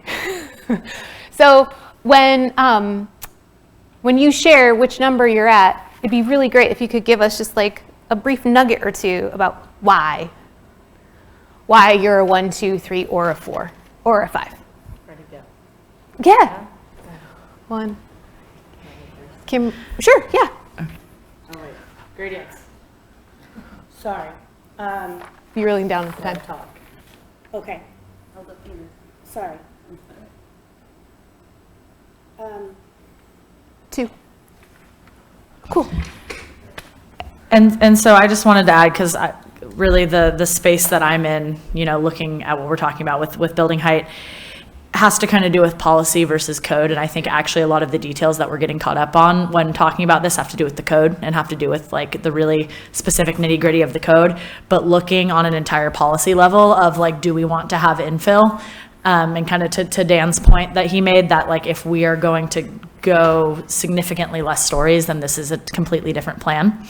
And so that's why I firmly stand in my one going forward on this, because that's the policy piece that we need in place to then, work kind of in lockstep and really work with the planning commission to better understand the code and to further expand kind of on these key details that are going to affect how buildings look and going to affect, things like the massing with the setbacks and the step backs and the amount of solar shading and the air and the alleyways and all of that stuff.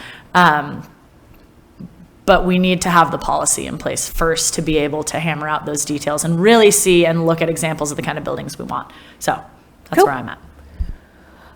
Go ahead. Either one of you? Go ahead. So the reason I'm doing it too is for the reasons that she pointed out was, you know, we have policy and then we have the nitty gritty. And I guess my fear is that we move forward, but then all of these changes, which we don't have a track changes, but you know, you can look through and see the number of pages are quite different. And there have been changes in the form-based code with regards to setbacks and step backs. And so sometimes rather dramatic, like half from 20 to 10.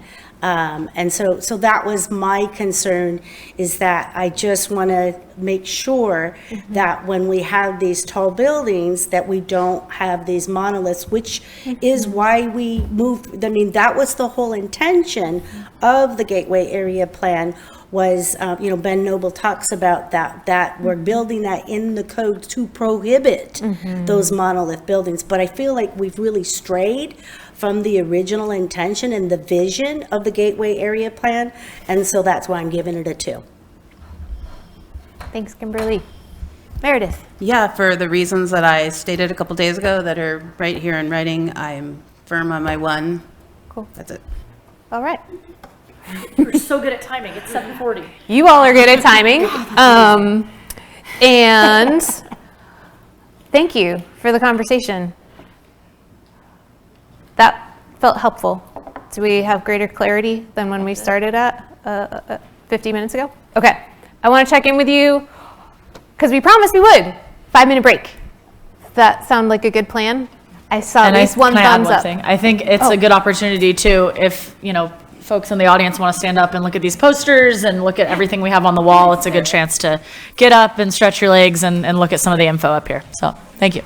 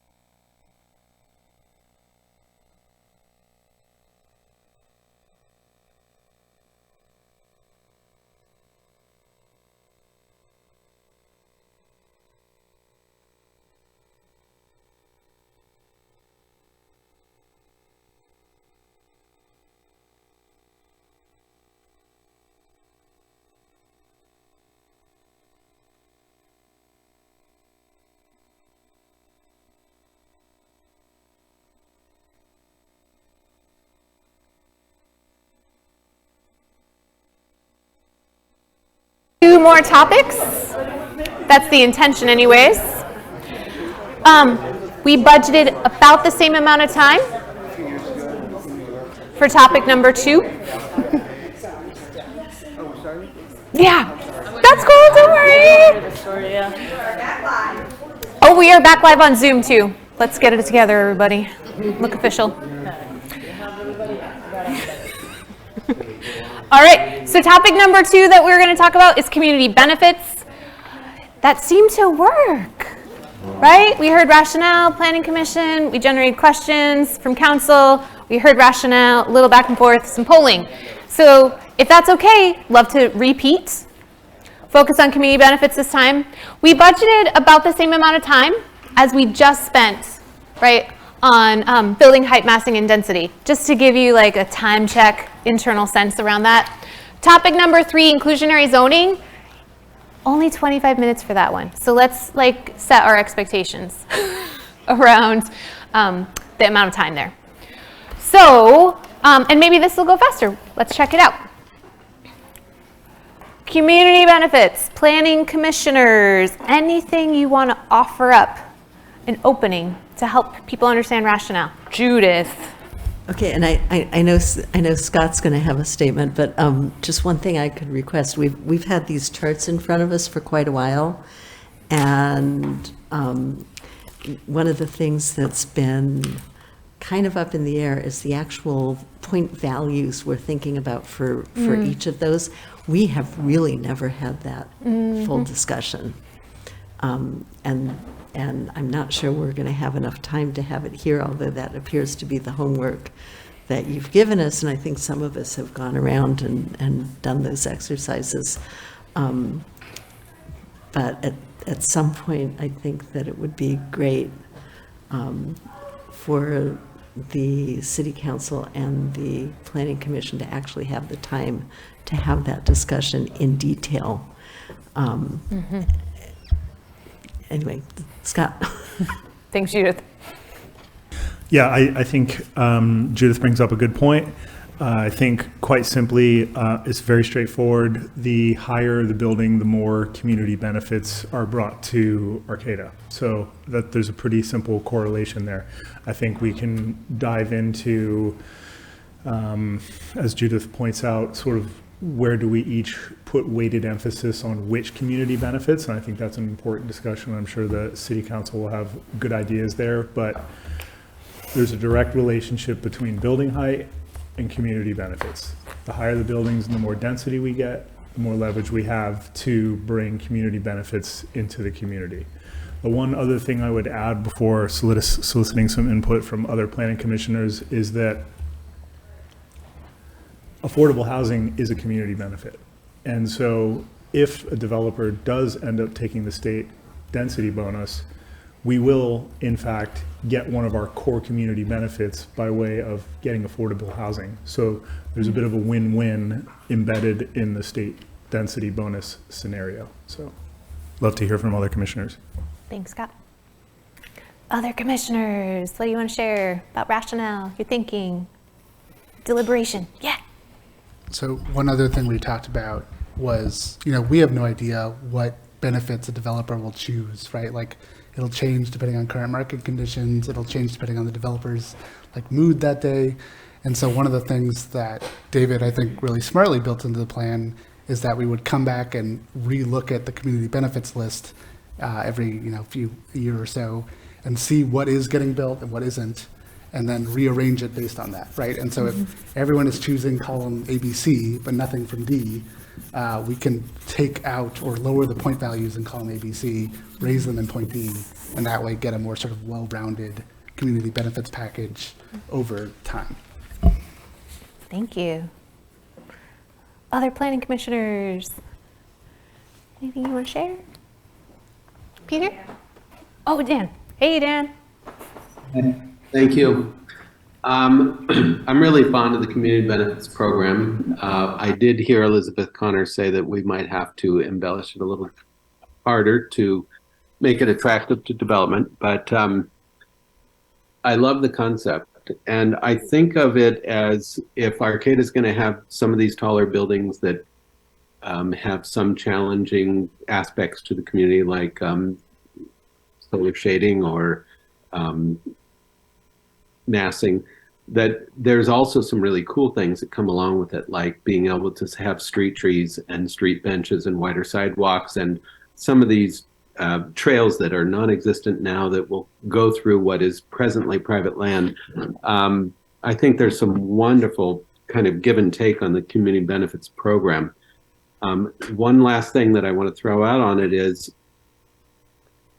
there is one category of community benefits, and I'm sorry I don't have the packet in front of me, that's about inside the building, benefits like a computer room for tenants and a few things like that, and free Wi-Fi. And I do want to have a little discussion with council about their feelings about that one.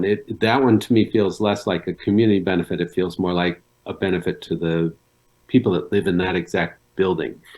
And I don't quite get the rationale. Those things feel like they would be more about a lease agreement or a purchase agreement from the occupants of the building. So I'll just throw that out and leave it there. Thank you.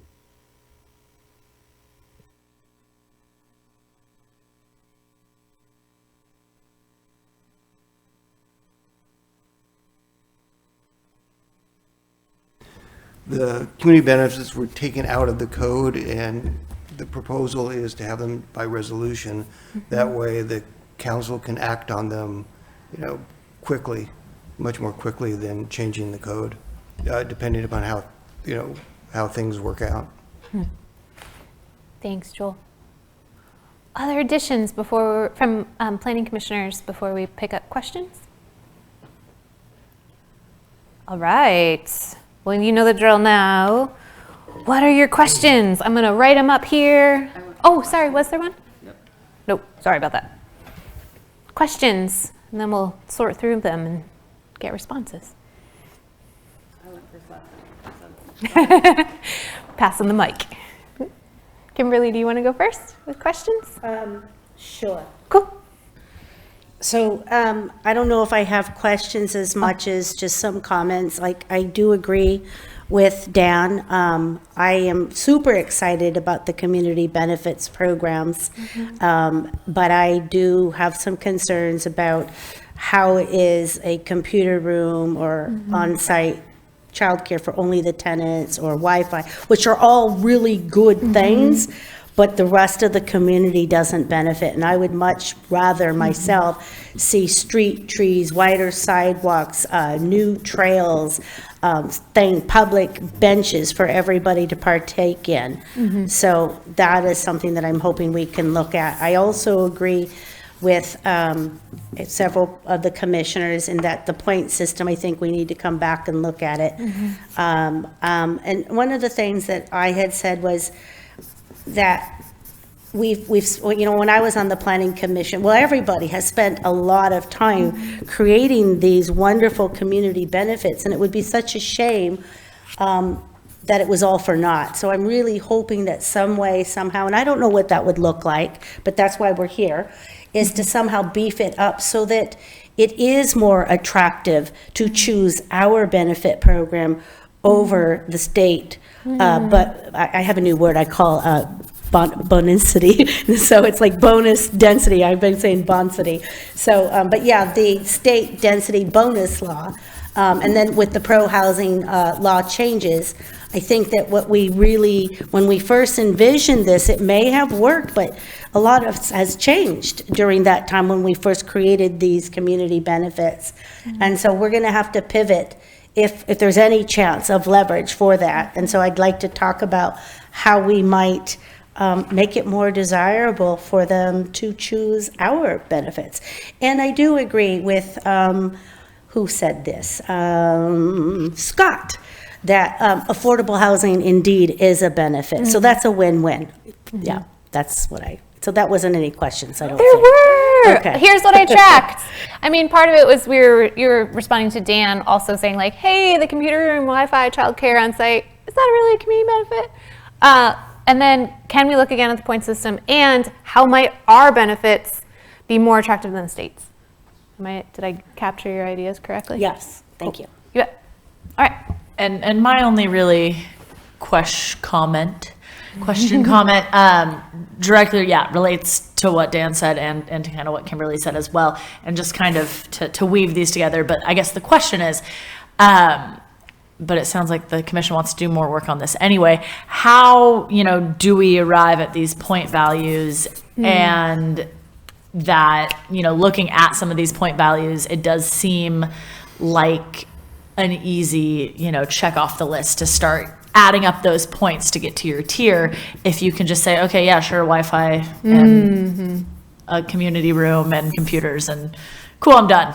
And that's actually not really providing any usable benefit to the community. And so I think with looking at some of these things on here that are the higher point value things that are actually like quite amazing, especially in like the open space piece of it, like daylighting creeks and restoring habitat and things that we actually probably really do want to see, those probably are not going to happen because they can just say Wi-Fi, great, we're done. So just looking at some of those and how we value these points and really putting the microscope on which things are benefits for the whole community. Because I think that's the idea behind this, that if we are going to impact neighborhoods by building large, dense buildings, then what can we put back in our community that's going to benefit those people, not necessarily the people living in the building, or, co-joining the people living in the building and people in the neighborhood to both benefit from the building. So. Nice. Thanks, Sarah. And I think that is the benefit of going last, is that I really agree with my fellow council members and the planning commission. The only thing, like that whole category 7 with the Wi-Fi and all of those things that are just benefits for the people living there, maybe just, the one thing I did like though is commercial space though in buildings. I think that's really important for economic development and for a walkable neighborhood to have like a coffee shop or a grocery, something like that in a retail space in a building. I would like to keep that. Cool. Thank you. All right, so we got some questions. And I just linked these two together. Can we look again at the point system and how are we going to even arrive at them, and how can we make sure that we're really getting the things we value, and that's going to benefit the whole community? That was a joined question right there. How might our benefits be more attractive than the state's? And the category 7 question around computer room, et cetera, is this really community benefit? So I hear 3 primary questions. Commissioners, who wants to pick any one of those up? Yeah. So I'm newer to the commission, and I wasn't aware that the community benefits included those items, and I would be supportive of removing those from the plan. Thanks, Abby. Others? Judith, then we'll come on over. I put my hand up because it looked like nobody else was for the time being, but one of the really important considerations in creating a community benefits program with relative values is to remember that the higher points need to go to the things of greatest value to the community, not necessarily highest cost to the developer.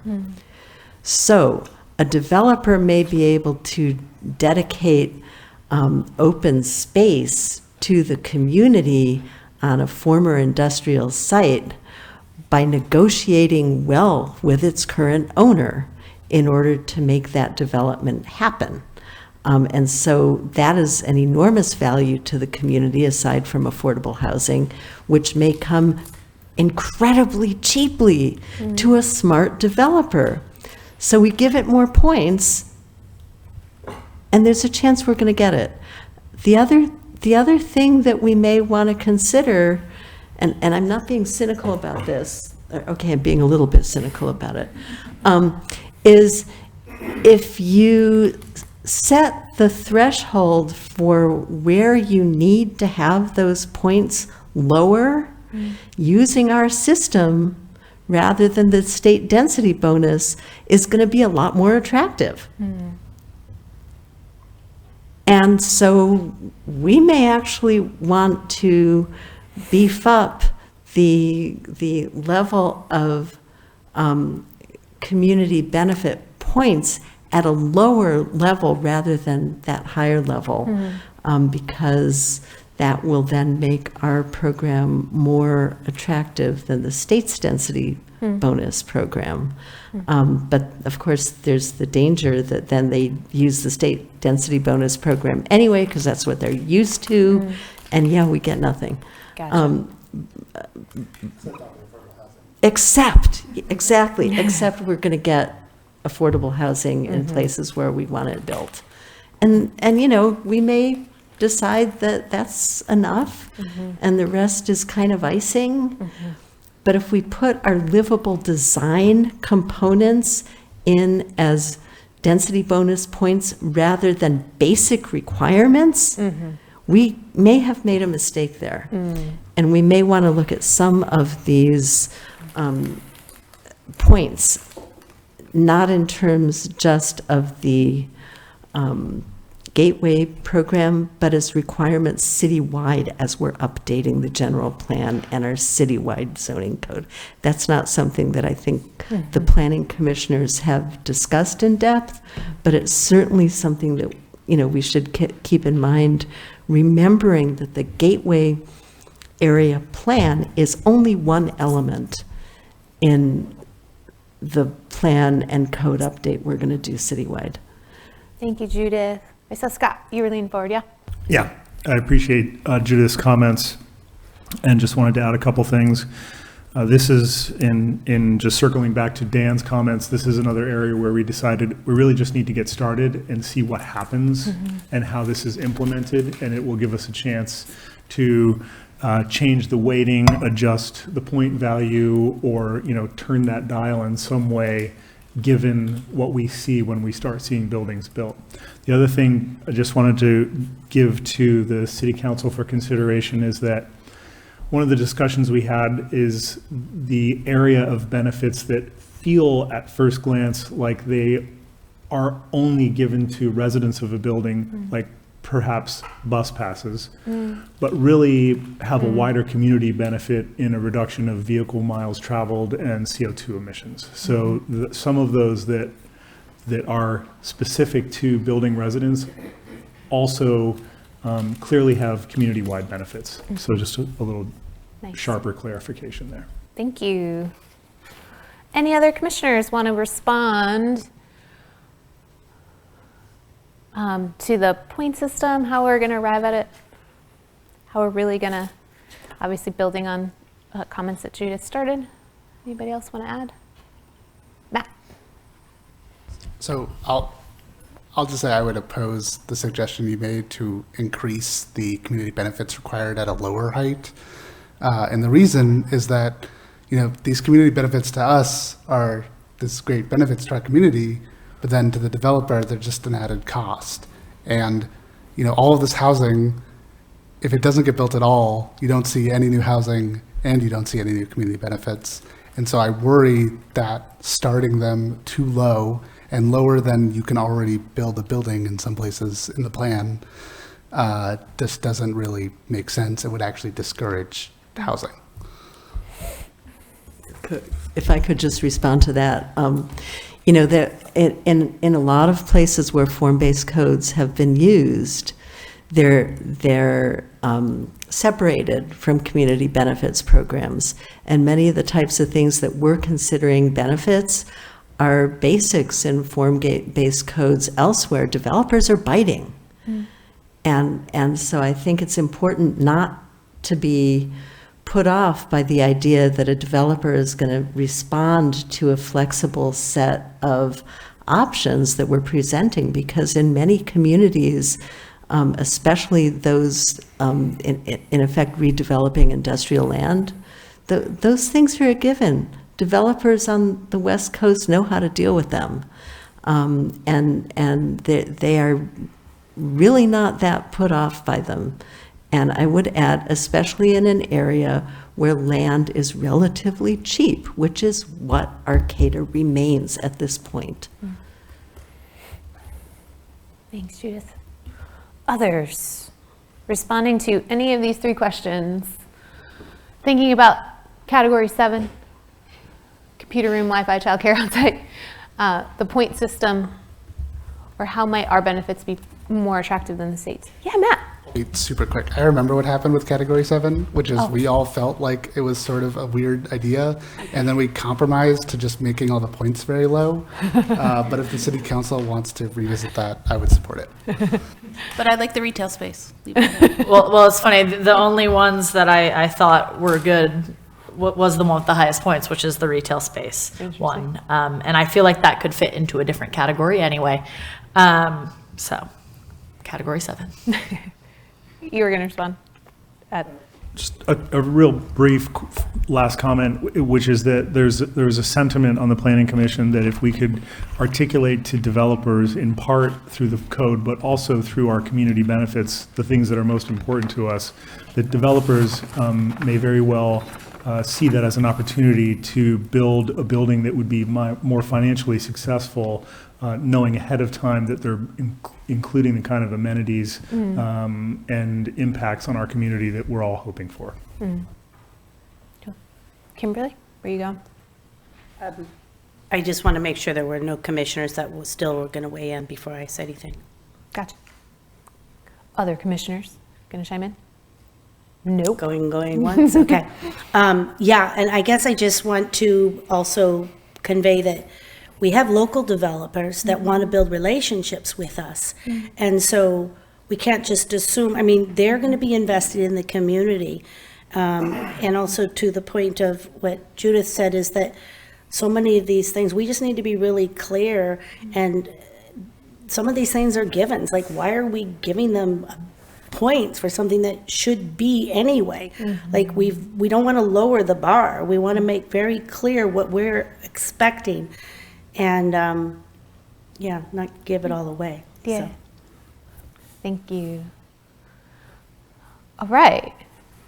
So, any other responses from commissioners before we poll? I wanted to add one more thing. Yeah. I'm sorry. I also concur with, Scott said about the bus passes, the overall community benefit, just like bike storage.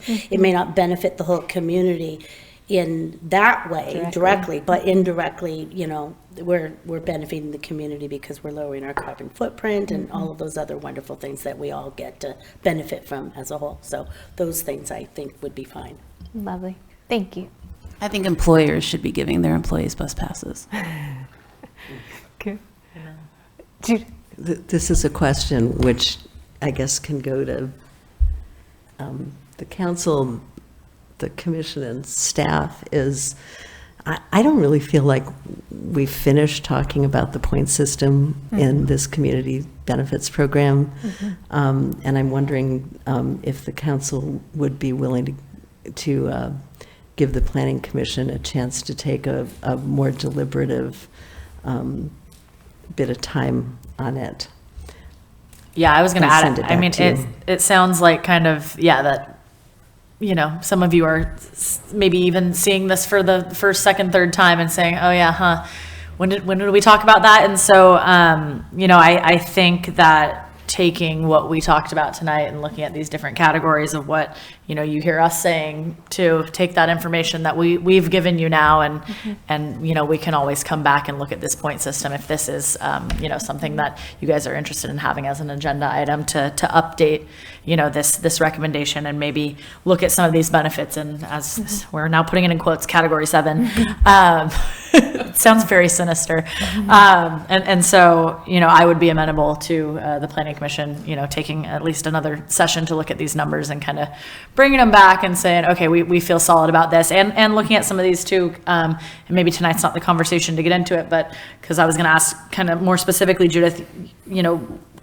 high level overview, but like, what do you see as some of these things, that we should incorporate into code that might not necessarily be a community benefit, but a given. And so if that's something that the commission as a whole decides they want to discuss a little bit more and maybe change some of these point values or remove some of the categories, that would be great.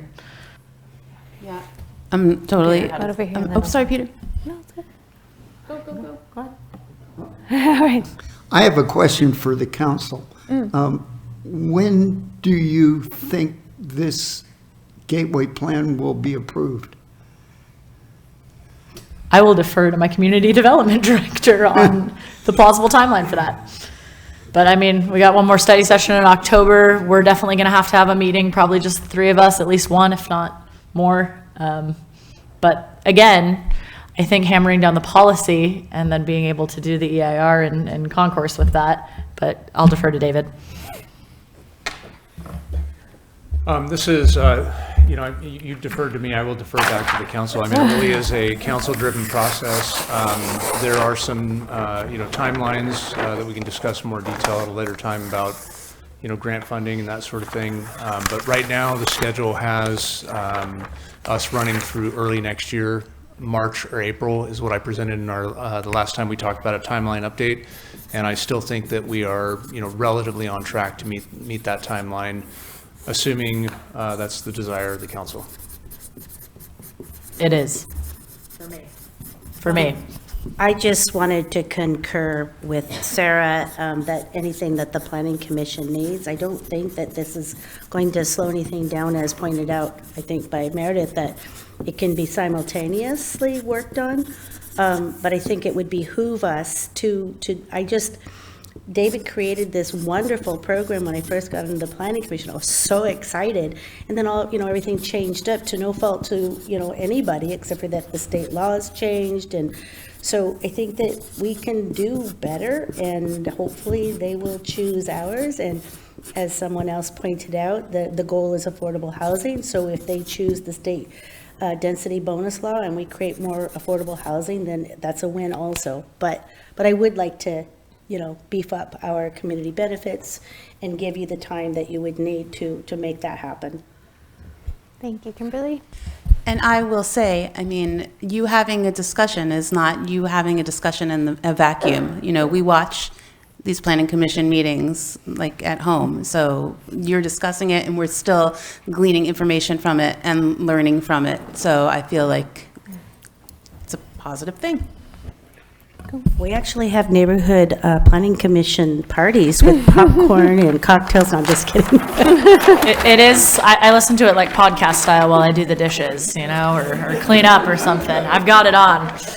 Sweet. So I want to check, I was noting some specific next steps related to the community benefits, which is, hey, it sure would be great if the Planning Commission could look again at the point system. And look at what you think should be part of code versus community benefit. And sorry, I meant to note the category 7 stuff. So, did I track that correctly? That those are the 3 primary things? Okay.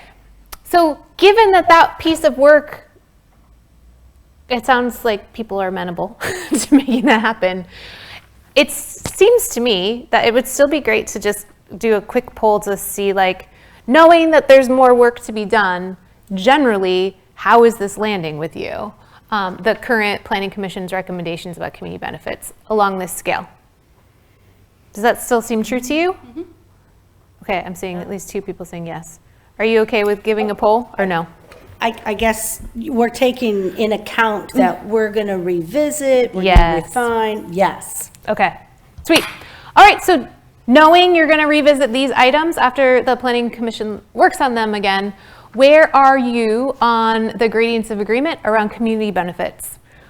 1, I agree completely with no concerns. 2, I'm supportive with minor concerns. 3, I'm neutral or have no opinion. 4, I got some strong objections, but I'll stand aside. 5, I cannot support this. We got a 1. We got a 1. We got a 1. Okay. Chunks, sharing your thoughts about rationale. I would have been a 2, but then you added that part, taking in the consideration that we're going to look at a few of these things again. Again, that kind of category 7 area is where I'm a little, hazy. And there's a couple categories. I put little arrows, things that I think maybe could be worth more points, et cetera. But, overall, the plan, the way that it's built, the tiers, I'm happy with it. And I think that overall, the generalization of where the points land does prioritize the things that are important, like open space, affordable housing, transportation kind of climate action things. And so I think that looks great in my opinion. Thank you, Sarah. I look forward to watching you discuss it. Thank you. Kimberly. What they said. All right. Well done. Good work, everybody. And it means we actually have more time to talk about inclusionary zoning. I just need to do a quick, oh, sorry, Matt, I missed it. You're going in there. I'm not you guys, but I just, you said you had made notes on like which ones you liked and which one you didn't. And I feel like to the extent that you can tell us that, it would be really helpful. Yeah. Because, the Planning Commission, I think, spent like 4 or 5 meetings on this. I didn't want to give the impression that like we hadn't done work on it. And when you have 7 people and everyone says like, all right, how much do you want parcel frontage dedication? And then you have to come up with a point number to align with 7 different opinions about a kind of abstract concept. It's not easy and it takes a long time. And so any sort of direction that City Council could give us, I would appreciate. Go ahead. I just want to emphasize what Dan said earlier. As we use this plan with developers, we will learn so much. We're speculating now, and we will. The hard facts will become very obvious. No, I totally agree with that. And for me, I think we covered it. It's mostly the category 7 items and a couple of those maybe being able to move into different areas. So I'm happy to give you my notes or send an email to some of you guys or to the chair. So good. All right. So the third item that we wanted to cover tonight was around inclusionary zoning. So reset, shift gears. And here's just an opportunity for any Planning Commission members who want to share rationale, share thinking that could be helpful to the council members to understand how you arrived at this recommendation. Yeah, Matt. So new housing is expensive, just sort of by the very nature of it being new. I've been saying to people it's like a new car. Right, if you buy the 2024 model that just came out, it's going to be more expensive than the 20-year-old one that's been driving around for a longer time. In order to make sure that some of the housing that is built is affordable to people, one thing you can do is have an inclusionary zoning requirement that deed restricts a certain number of the units to be affordable, right? So the seller, the developer, and then the landlord rents out those units at a loss, and then they make up for it with charging higher rents on the other units. But you get a mix of incomes living in that building, which is a positive that we all want. And so that desire bumps into a state law that allows developers to add density in exchange for the same thing, having deed restricted affordable units, for exactly the same reason, right? You're building this new housing. We don't want it to be only wealthy people living there, or people who can make market rate rents, which are not exclusively like billionaires who want to live in a single unit apartment. But it's the same thing. And so if you set our inclusionary zoning too high, you run into that state law.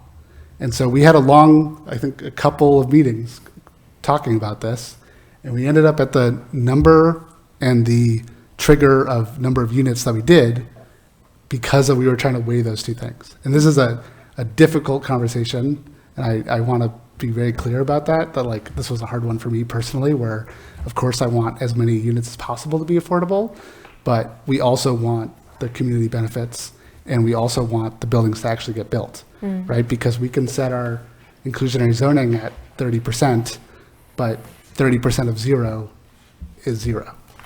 And so that's how we got to our recommendation, unless anyone disagrees with me. And happy to talk about it more.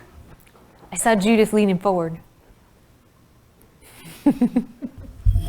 I gave her the look. I didn't even raise a hand.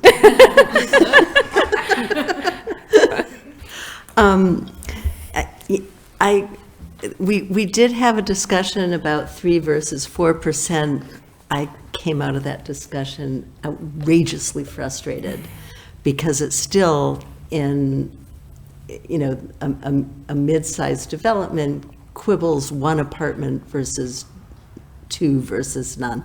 That's not going to give us a whole lot of more affordable housing.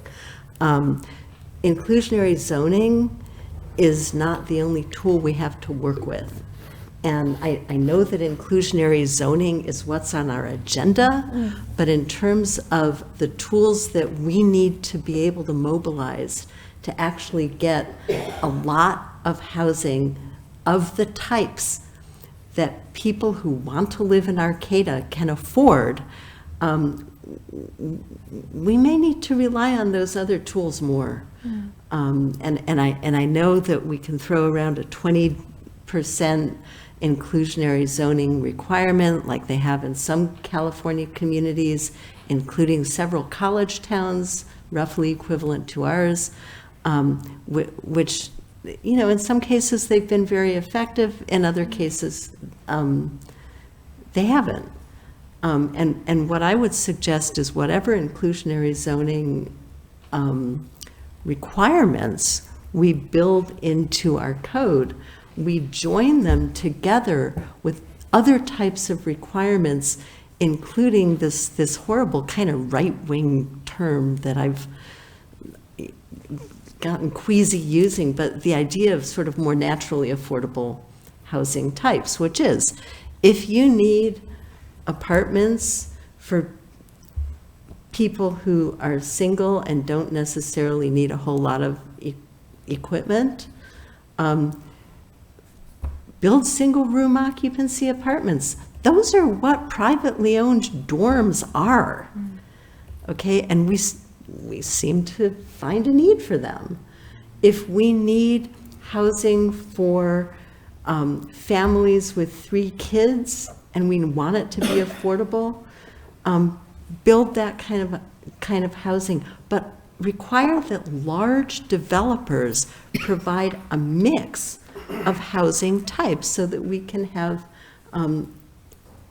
neighborhoods in development with people of mixed income levels, rather than, this is going to be a huge development of one-room studios, and that's going to be a development of 3-bedroom townhouses, and they're all going to be spatially separated. That's something that I think we can require in our code, that maybe has inclusionary zoning as a part of it, but it can't be the whole picture. And I get a little queasy when I think of us quibbling about 3 and 4%, or 3% versus 20%, when inclusionary zoning itself may not even be the most effective tool we can offer. So, I mean, I hope I'm not undercutting this discussion. You looked at me, so You made the move, I saw it. All right. My questions. Cool. I do want to just see if other commissioners have rationale you wanted to share about what's in the recommendation, but I'm also sensing what you were just offering, Judith, is like there's a recommendation about inclusionary zoning and there's other tools outside of that recommendation that could be employed in order to meet the interests of our community, which is what you described. I'll stop talking. Yeah, excuse me. It's a complicated issue. We did wrangle with it quite a bit, but just to reiterate that we set the inclusionary zoning recommendation where we did because we thought we set it just below the point at which the state density bonus would kick in, and just under the presumption that if we set it higher than that, developers would end up just using the state density bonus and it would sort of negate any value in the inclusionary zoning program. So that was sort of numerically why we landed there. Thanks for that clarification. Any other commissioners? Dan, you got something? Hi. Cool. I just want to appreciate what the commissioners have said so far, and particularly how Matt put that, like 30% of nothing is nothing, that really we're just trying to find that sweet spot where projects are attractive and get built. so that we can move forward on this whole process. You know, there's no inclusionary housing if no projects get built, zero, or any other housing. So I feel like we spent a lot of time just trying to find where's that place that fits Arcata's needs and gets projects built and includes inclusionary housing. And, you know, we came up with a number. Thanks, Dan. Can we go to questions? All right. It's your turn to go first. What you got? My main question has to do, and it was prompted by doing some research on these various cities that have 20% inclusionary zoning, and how did that happen, and does it actually work there? But what I did come to is realizing that, because this is the way it is in Santa Cruz, is that 20% also includes moderate income for renters. And so, you know, looking at the way that we've laid out this, it includes moderate income for home ownership, but not necessarily for renters. And I know an important point for a lot of people in the community, and something that I've talked about a lot, is this idea of like, yes, we want affordable housing, by definition, affordable housing within that law framework, but we also want housing that is affordable for people to live in, that might not necessarily qualify for affordable housing. And so my question then is, how was that something that you guys considered at all? And how did you come to your, you know, decision around that moderate income level? Cool. And then, that's it. Are you sure? Another question? Well, it's not really a question. It's just kind of a response to what Judith said. And then also, I guess, a question that could come from it. But I mean, just looking at it goes to all of the other things, because the mix of development types and how that is, you know, in the community benefits, but then is that something within the community benefits that should be, you know, included within our code, or, you know, what are some of these other tools that you kind of alluded at that we could use to, you know, really incentivize this type of living that, isn't all like we see here. We get a lot of it, just like the Kramer project off Foster. It's all 1-bedroom apartments. That's all it is. And so, that's kind of the question / comment. Cool. You pulled a question. I did. I'm going to double check that I got both of your questions right, though. In other cities, there's 20% inclusionary zoning that also includes people with moderate incomes whom are renters. And so, was this something you considered for, you know, people with moderate income? And then, did I get that one right? And then the second one was, what are some of the other tools we could be using to ensure? I'm sure this is not the technical term, but like mixed types of housing, so it's not all single occupancy, et cetera. Did I get your question right? Okay, cool. Other questions? I just want to say that Matt's car metaphor was a lot better than your coupon metaphor. I did. Okay.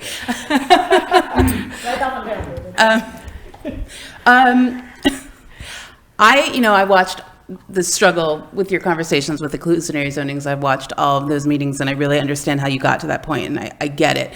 I guess my question is like, community benefits that are things that, you know, after a couple years we can revisit and say if this is working. If like things like Elizabeth was talking about, like if there's a regional fund or something that will help, you know, make more inclusionary zoning, do we have the ability to like revisit it in a few years and say, oh, now there's a new pathway available, can we change the inclusionary zoning?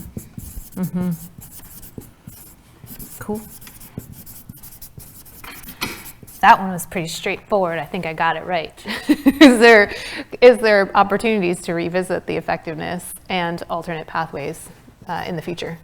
So to piggyback on that, so I guess the question is like, you know, the state density bonus could change. And it would be great to have this program in our zoning code in that event and not have to scramble to rewrite.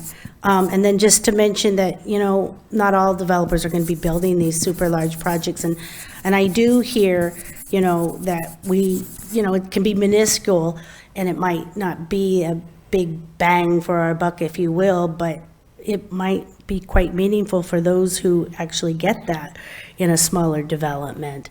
And I also was thinking of other tools like Humboldt Land Trust. I have two friends who would have never been able to, never mind live in the Janes Creek Meadow area, but to have a home ownership opportunity. And one of my friends just had her second baby, and they're at this wonderful Janes Creek Meadow where they have that great park, and it's an incredible neighborhood. And what's really nice about these, and so it is part of an inclusionary. These kinds of tools or resources are part of the inclusionary zoning, and they stay affordable home ownership opportunities. So like, they became, they got a raise, they moved up the ladder, they graduated from Cal Poly, and now they're in a great job. So they can pass this on to the next person to have an opportunity to have a home ownership opportunity at affordable rate. And it's not market rate. So while you're not building this huge amount of equity, I don't think that's the point. I think it's the point that you get an opportunity to own a home. And for me, I don't have to beg for my Great Dane. That would be, a wonderful thing. So I'm sorry, I think it's just late and I missed the tool that you referenced. Tell me the name of that one. Land trust. Thank you. And also to say that natural affordable housing could also work for like the older adult community who, for whatever reason, they are no longer needing a 3-bedroom home, and they don't want the upkeep of a 3-bedroom home or the landscaping, but there's nowhere to move, and they're not ready to move into a retirement home. I've talked to so many of the older adult community that would absolutely move into some kind of condominium or 1-bedroom that had all of those wonderful amenities which we are building the Gateway Area Plan for. It's walkable, because they don't necessarily, a lot of them aren't driving, or not at night. So they would be happy to get rid of the car and have a walkable place that they could work, shop, or not work, but shop, live, or maybe work, volunteer, whatever that might look like. People are working into a later age these days, but yeah, so it would work not just for students or single adults, older adult community, and also speaking of what Santa Cruz does is 20%, and they do include, like you said, the moderate income, and it's renters. I think that we do need to go higher than it's 5% and then 9%, I guess, or to include the moderate income, it's up to 9%. I don't think that that's enough if we want to guarantee that the low income or extremely low income have an opportunity, and even the middle income, those that fall between the gap, have an opportunity to live there. If we don't build it in there, it might not happen. And that's my concern, is that this might become not affordable. There are arguments out there that say just because you build more housing doesn't mean it's going to be affordable housing. But we could guarantee it by doing inclusionary zoning high enough to ensure that it is affordable housing for those who need that, extra. And I guess I'm getting tired, so I'm kind of babbling, so I'll stop now. I want to check on. Also, just to remember that, it's not necessarily that the developer is going to foot the bill. This is sometimes, or quite often, shared by the jurisdiction. So we could be looking for grants and other land trust opportunities, or get really creative and come up with something new. So we don't expect them to finance all of it. And I think that was pointed out to me by a community member, that was one of the miscalculations.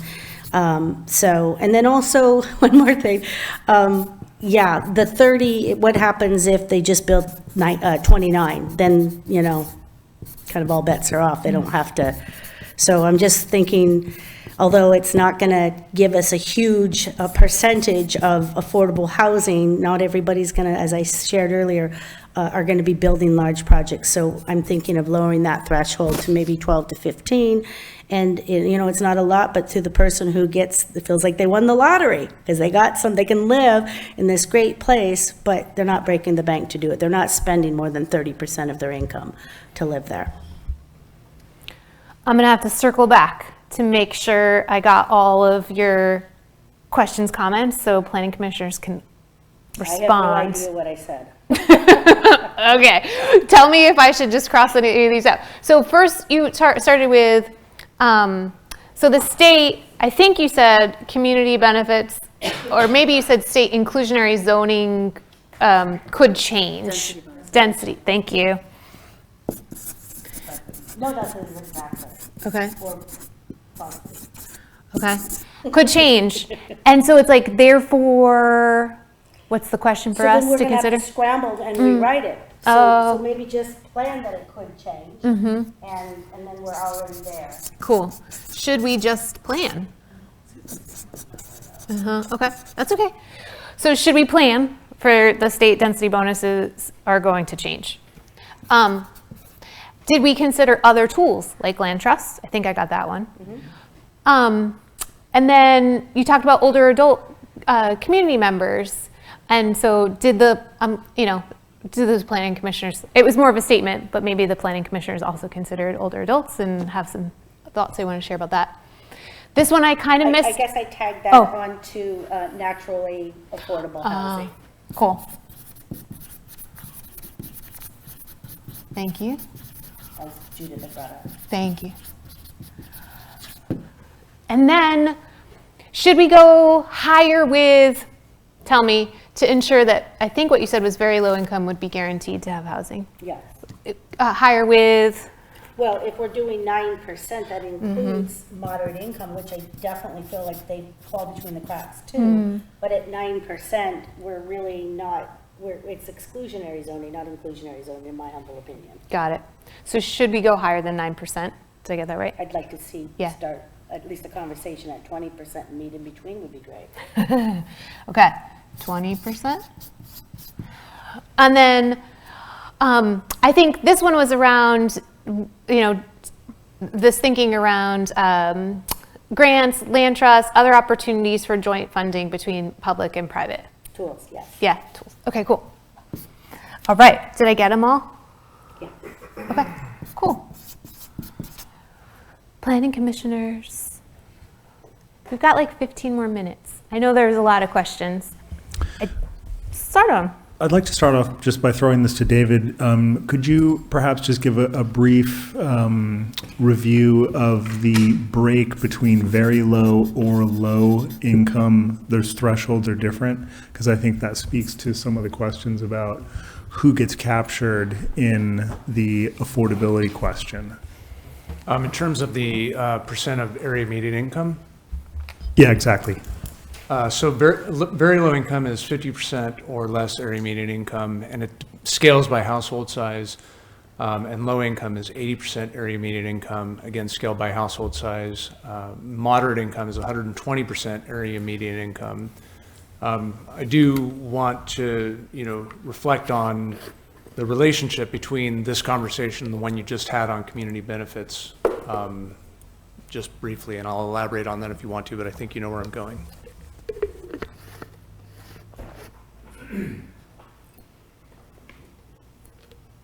Judith.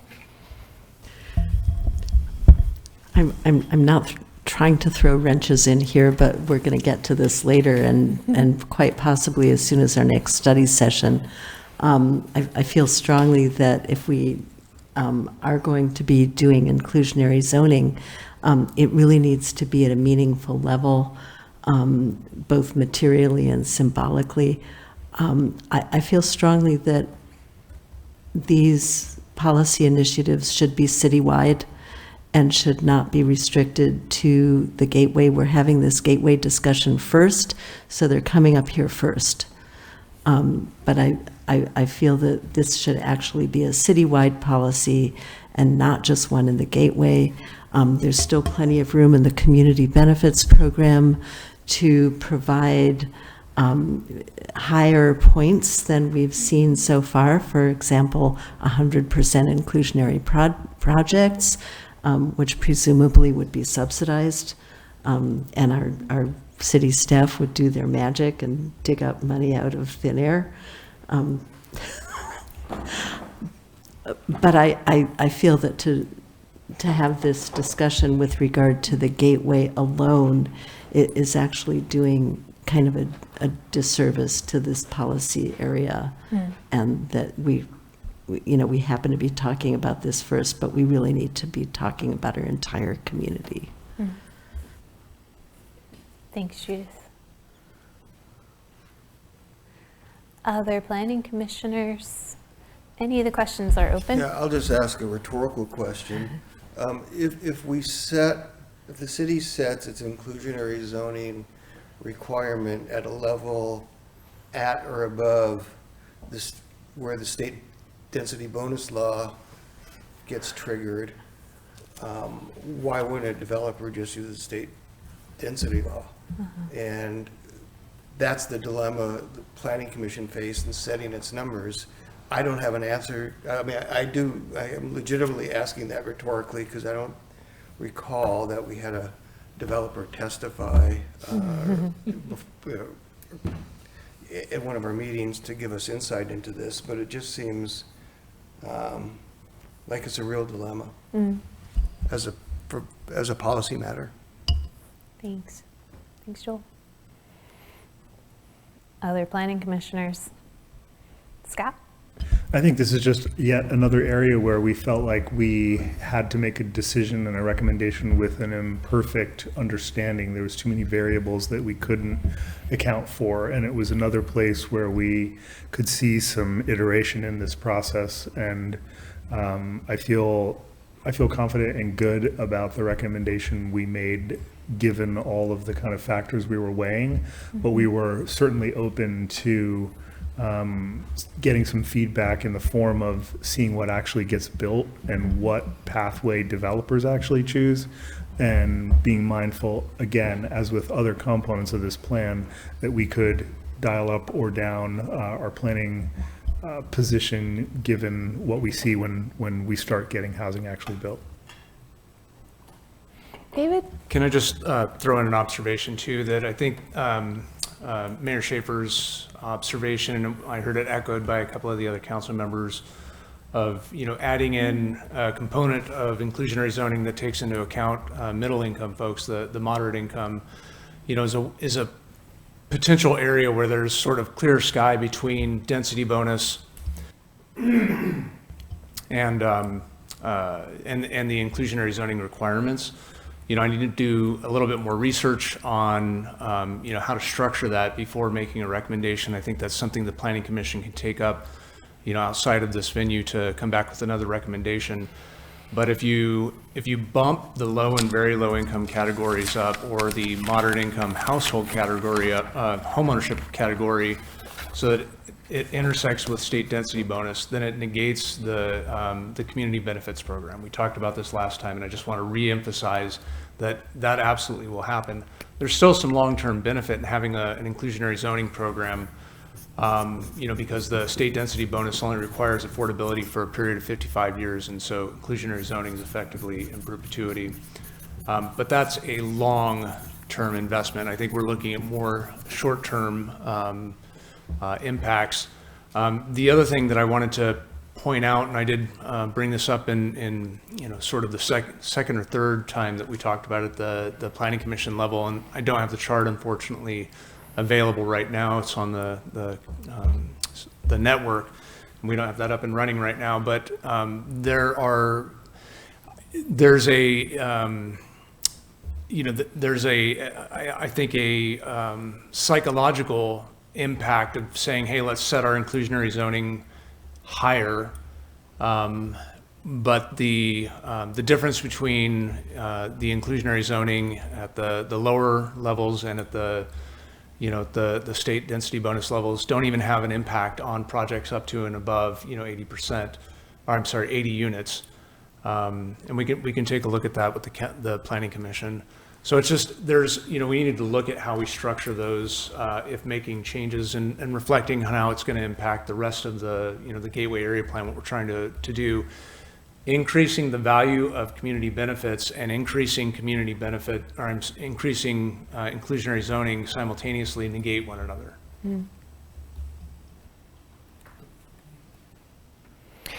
David, I think you were saying to one of your earlier points that you wanted to revisit something or bring something forward to the Planning Commission. Could you Yeah, I think say if what we it is take again? another look at, if you want to increase inclusionary zoning, to do that at the moderate income level, that Thanks. really is a need in our community for workforce housing. And it also, it's kind of win-win because the rental rates for moderate income are going to be higher than they are for low or very low income housing. And so it makes the projects financially more feasible if a proportion of that inclusionary zoning is set at moderate income. And it also, doesn't run afoul of sort of the, the purpose of getting housing built. If you set your inclusionary zoning threshold too high, that's going to impact the ability for developers to build in your community anyway, because in particular with very low income housing, the rental rates on return on those just have exceedingly long horizons for return on investment. So you're basically tamping down the ability for developers to be able to build in your community by setting it too high. But there may be some clear space, some blue sky if we can set those as moderate income. Can I ask a clarifying question? So what you're saying is that we keep the inclusionary zoning that we have set to, I don't know if I understand this, to low and low income at the 5 to 9%, but then add another couple points for moderate that does not come against the community benefits? Yeah, exactly. In particular, because the moderate income category is only for ownership in density bonus law, and so if you had it structured so that your low and very low income categories were less than what's triggering density bonus, and then the balance of that was made up with moderate income housing, you're still ensuring that there's this range of affordability, which we all want. And you're not running afoul of the principles that we have established in the Gateway, and then you're also not bumping into the density bonus law. And I like that. That's workforce housing. That's nurses. I don't want to promise too much. No, I want to make sure that we have, but it's tantalizing. We need to analyze it. Yeah. All right. Thank you for reiterating. Okay, there were still other questions that were raised. We've got 5 or so minutes to pick up any one of these. In particular, does anybody want to speak to these other tools that you were asked about? Could we ask you, David? That's your area of expertise. Yeah, just real quick. I mean, the city of Arcata has always been very successful at producing affordable housing. We work with a number of developers on a routine basis, and we also have a number of property owners who we've worked with on occasion. And so, our grants program is very robust. We're successful at getting grants. We've developed over 700 units of affordable housing in partnership with various partners over the last 30, 40 years. So I think those resources are out there. Some are going to be more effective than others, and we're going to have to continue to pivot over time depending on what resources are available. This question, I think, was going back to maybe, Judith, what you were offering, which was what are some of the other tools we could use to ensure that mixed types of housings are together, which you may or may not want to respond to. Maybe somebody else does. I guess I'm kind of thinking that we could actually include as a policy and translate it into code that larger projects need to have a mixture of housing types and affordability. In a smaller project, you need to, that's where an inclusionary zoning kick might provide a couple of units. But in a larger project, I think that we can actually kind of make that our bottom line. And then, of course, for a really large project that's going to be building, the equivalent of, private dorms or single room occupancies or studios, those units will be relatively affordable to start with. And they may go at market rate, make a profit for the developer, and still be affordable. And new.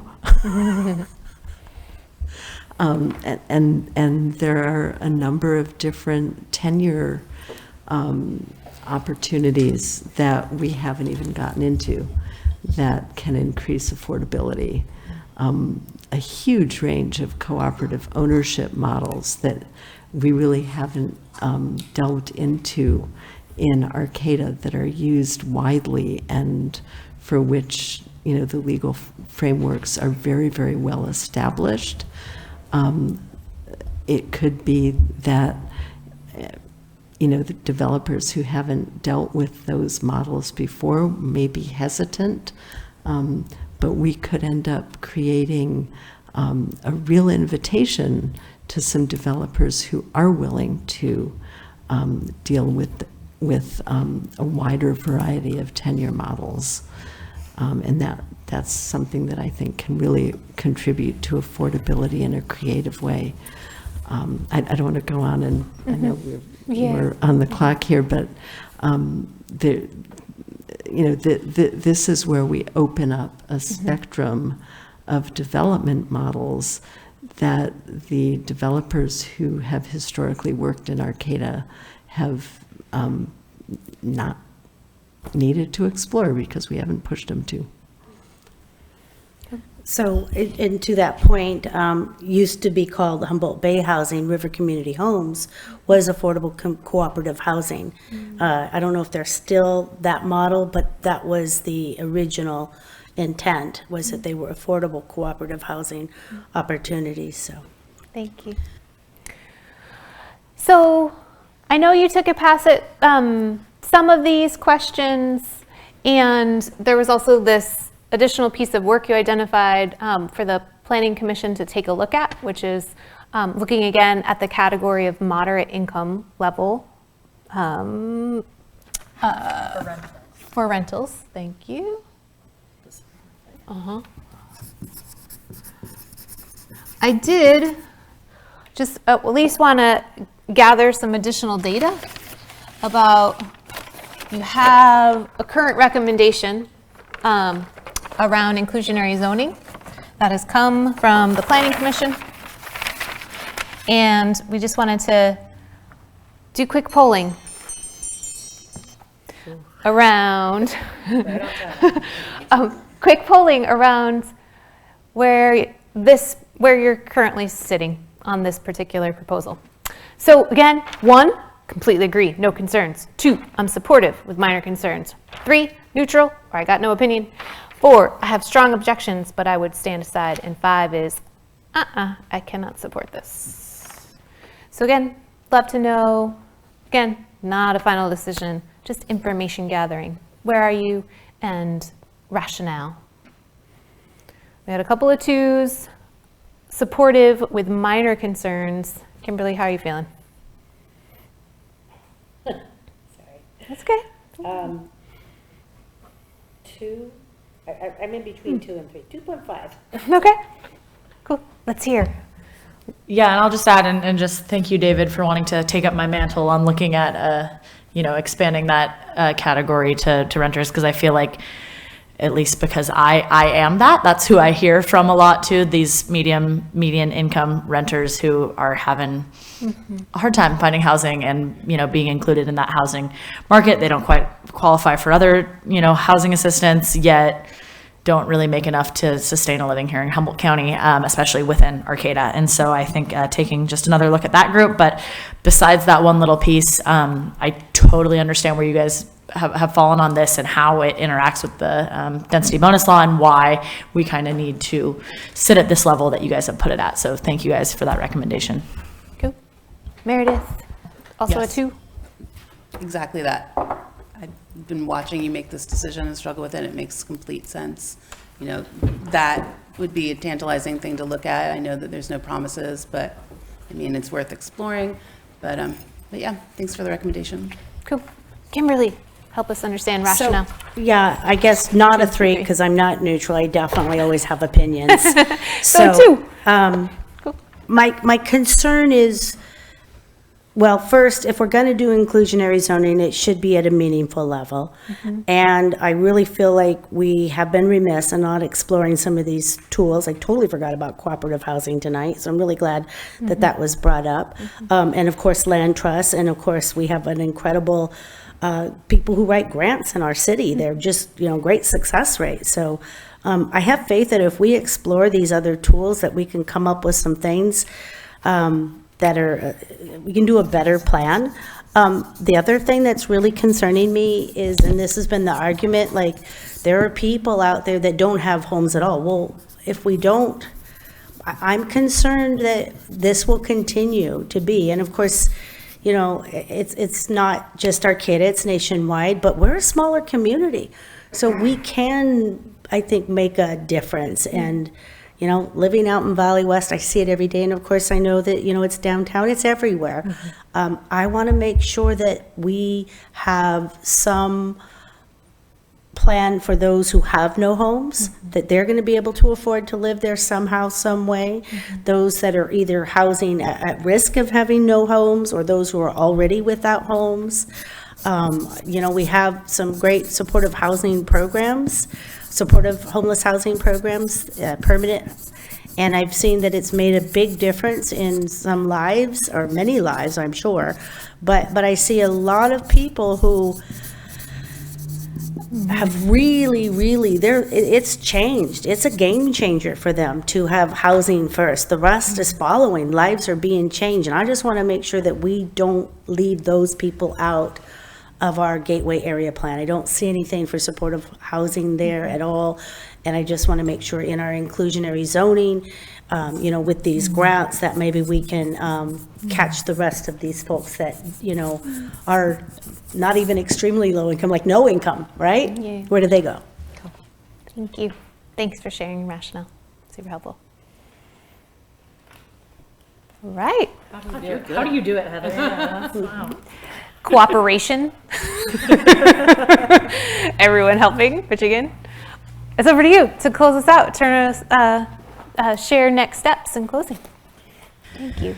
Okay, well, our staff has some of our next steps, and just thank you so much, Heather, for writing everything down. It's wonderful to have minutes and all of that good stuff. And so thank you, Planning Commission, for being here with us tonight. And with that, we are adjourned. Thank you.